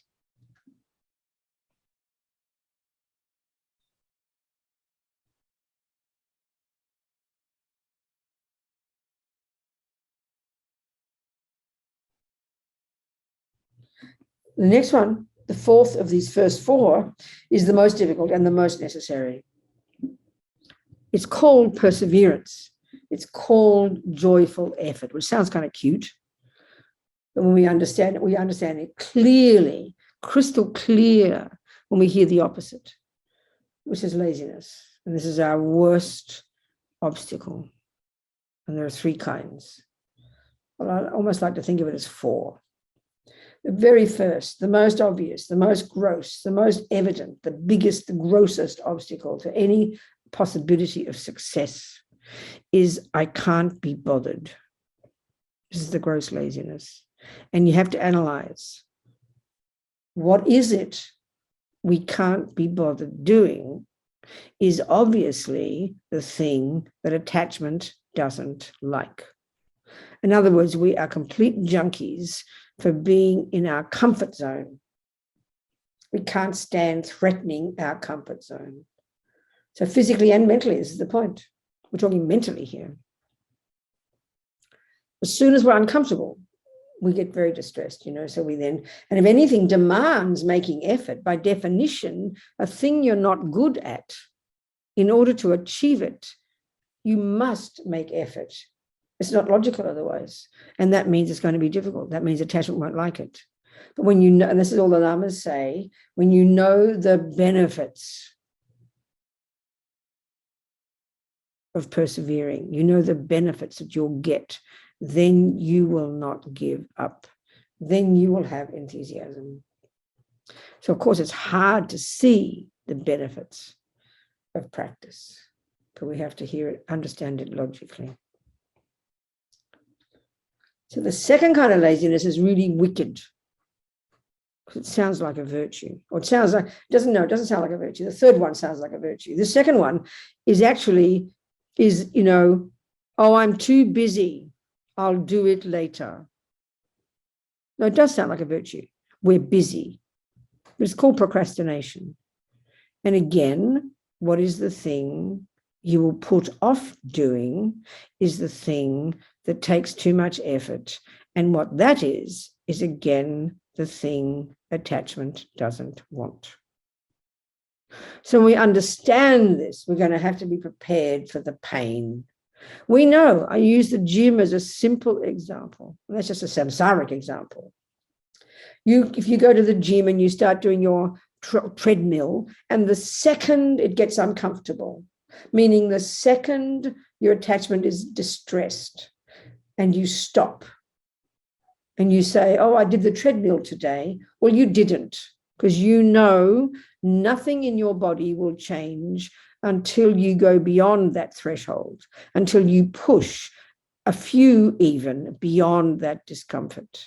We absolutely know this when it comes to the body, when it comes to practicing at the gym, when it comes to achieving becoming a musician, becoming a carpenter, learning anything demands effort. When we know that, we get brave. And then we will persevere. And then we will be successful. Without this, you cannot be successful in anything. So the third laziness, the worst, is, oh no, I can't do that. That's not possible. I can't achieve that. I'm not capable. And this seems like a virtue, but it's the wickedest one of all.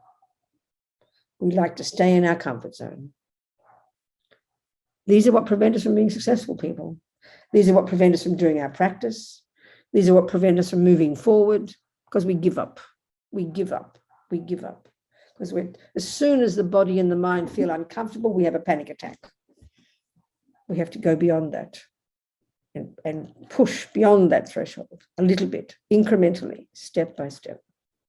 That's perseverance. And then from perseverance comes joy, comes enthusiasm, comes delight. You're so pleased with yourself because you persevered.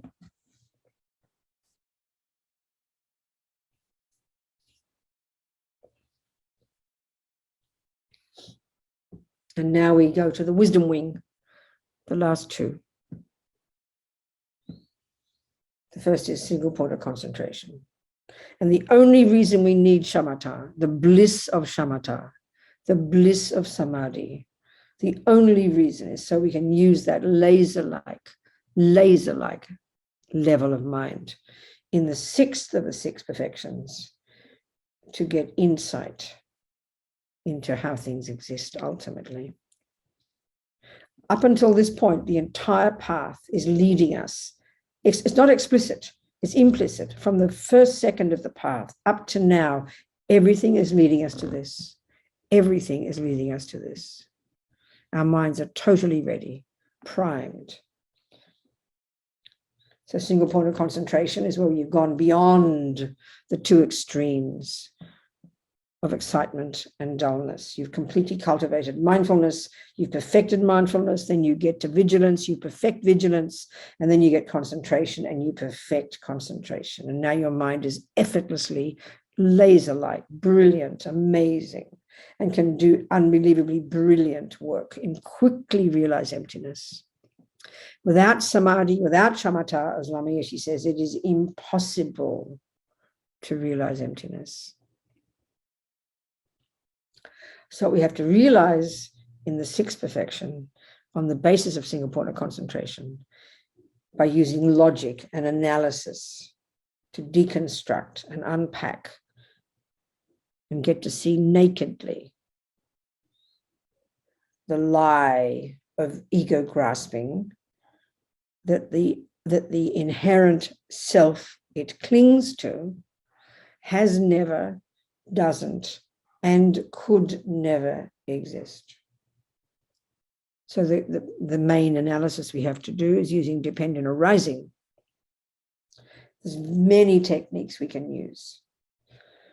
So one of the analysis is we need to look in, we need to see in the dependent arisings into all the different conventional reality, the conventional truths of my body and mind, all the components of my body and mind. The aggregates, we have to see crystal clear that among those aggregates, among all the parts of our body, among all the parts of our mind, that there is not a part, a separate, independent part, which is what ignorance thinks, that's called literally I. You will not find such a part. And you won't find it because in fact it's not there. But the fact is you don't need it. You don't need an independent, separate I. We all believe when we say the word when we say the word nose, we can point to the nose. When we say the word ear, we can point to the ear.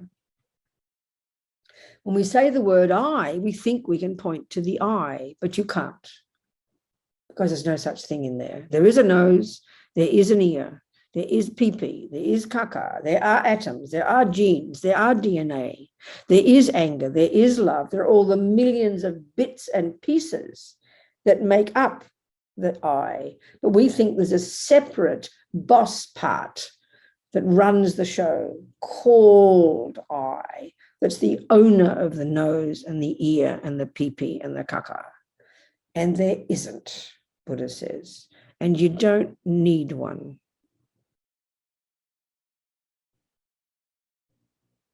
That's what we have to realize. And why do we have to realize that? Because this ego grasping is the source of all suffering since beginning this time. And this gradual process of the Lamrim, step by baby step, leads us incrementally, inexorably, logically to this point where our minds are ready to see the absence, the emptiness, the non-existence of such an I. But it does not mean there is no I, and that's what's tricky. As His Holiness says, the I is not empty of intrinsic existence. There is no I there that's independent. You don't discover that. The I is not empty because you can't find it. You won't find it because it doesn't exist. But that's not the real premise, His Holiness says. The real premise is the I is empty because it is a dependent arising. So once we realized the absence of that fantasy I, we will then realize the merely labeled I, the dependent arising I. This is the two truths.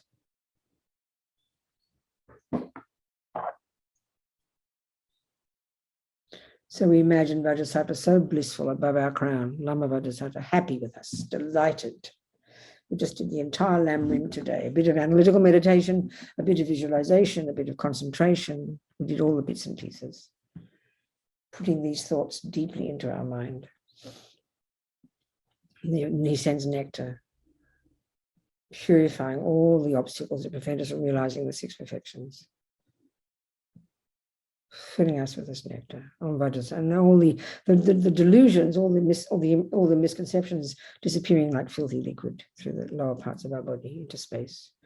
Vajrasattva samaya manupalaya, Vajrasattva teno patita dita mebawa, sutoshaya mebawa, suposhaya mebawa, anaraja mebawa, sarvasiddhi mebayata sawakama sisame sitam prim kuru hong, ha ha ha ha ho bhagavan, Vajrasattva mamimasa vajramama samasatva ahumpe, Vajrasattva samaya manupalaya, Vajrasattva teno patita dita mebawa, sutoshaya mebawa, suposhaya mebawa, anaraja mebawa, sarvasiddhi mebayata sawakama sisame sitam prim kuru hong, ha ha ha ha ho bhagavan, mamimasa vajramama samasatva ahumpe. Full of this delicious nectar, full of these realizations. And Lama Vajrasattva happily dissolves through our crown, fills us completely. The energy of the body, speech, and mind of our Lama, the energy of the body, speech, and mind of the Buddha, and our own body, speech, and mind, they merge. One union, oneness, as Lama Yeshe says. And just imagine, full of bliss, full of all these realizations, as big as the universe. Sit with that for about a minute. Very happily.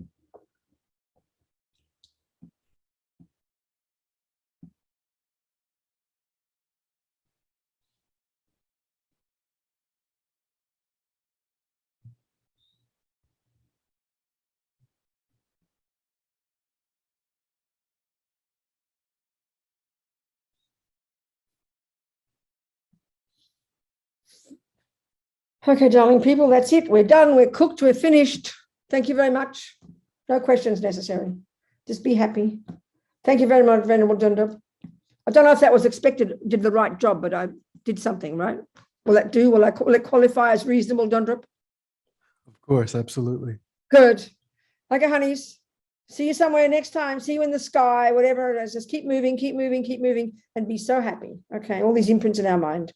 Be joyful. Much love. Jangchub Semtra. Rinpoche, Make Panam, Keguchi, Keba Nyampa, Mepa Yanggong, Negondu, Baba Shog. And may we never develop, even for a moment, wrong views towards the deeds of our most precious gurus, with faith and respect gained from seeing their goodness. May their full inspiration flow into our hearts. And may all our holy beings, all the holy ones, our Lama, Lama Zopa, all our Lamas, all they live long, long, long, long lives, because the world needs them badly, showing us by example what we can become. Okay. Thank you. Goodbye. Thank you, Madam Robina.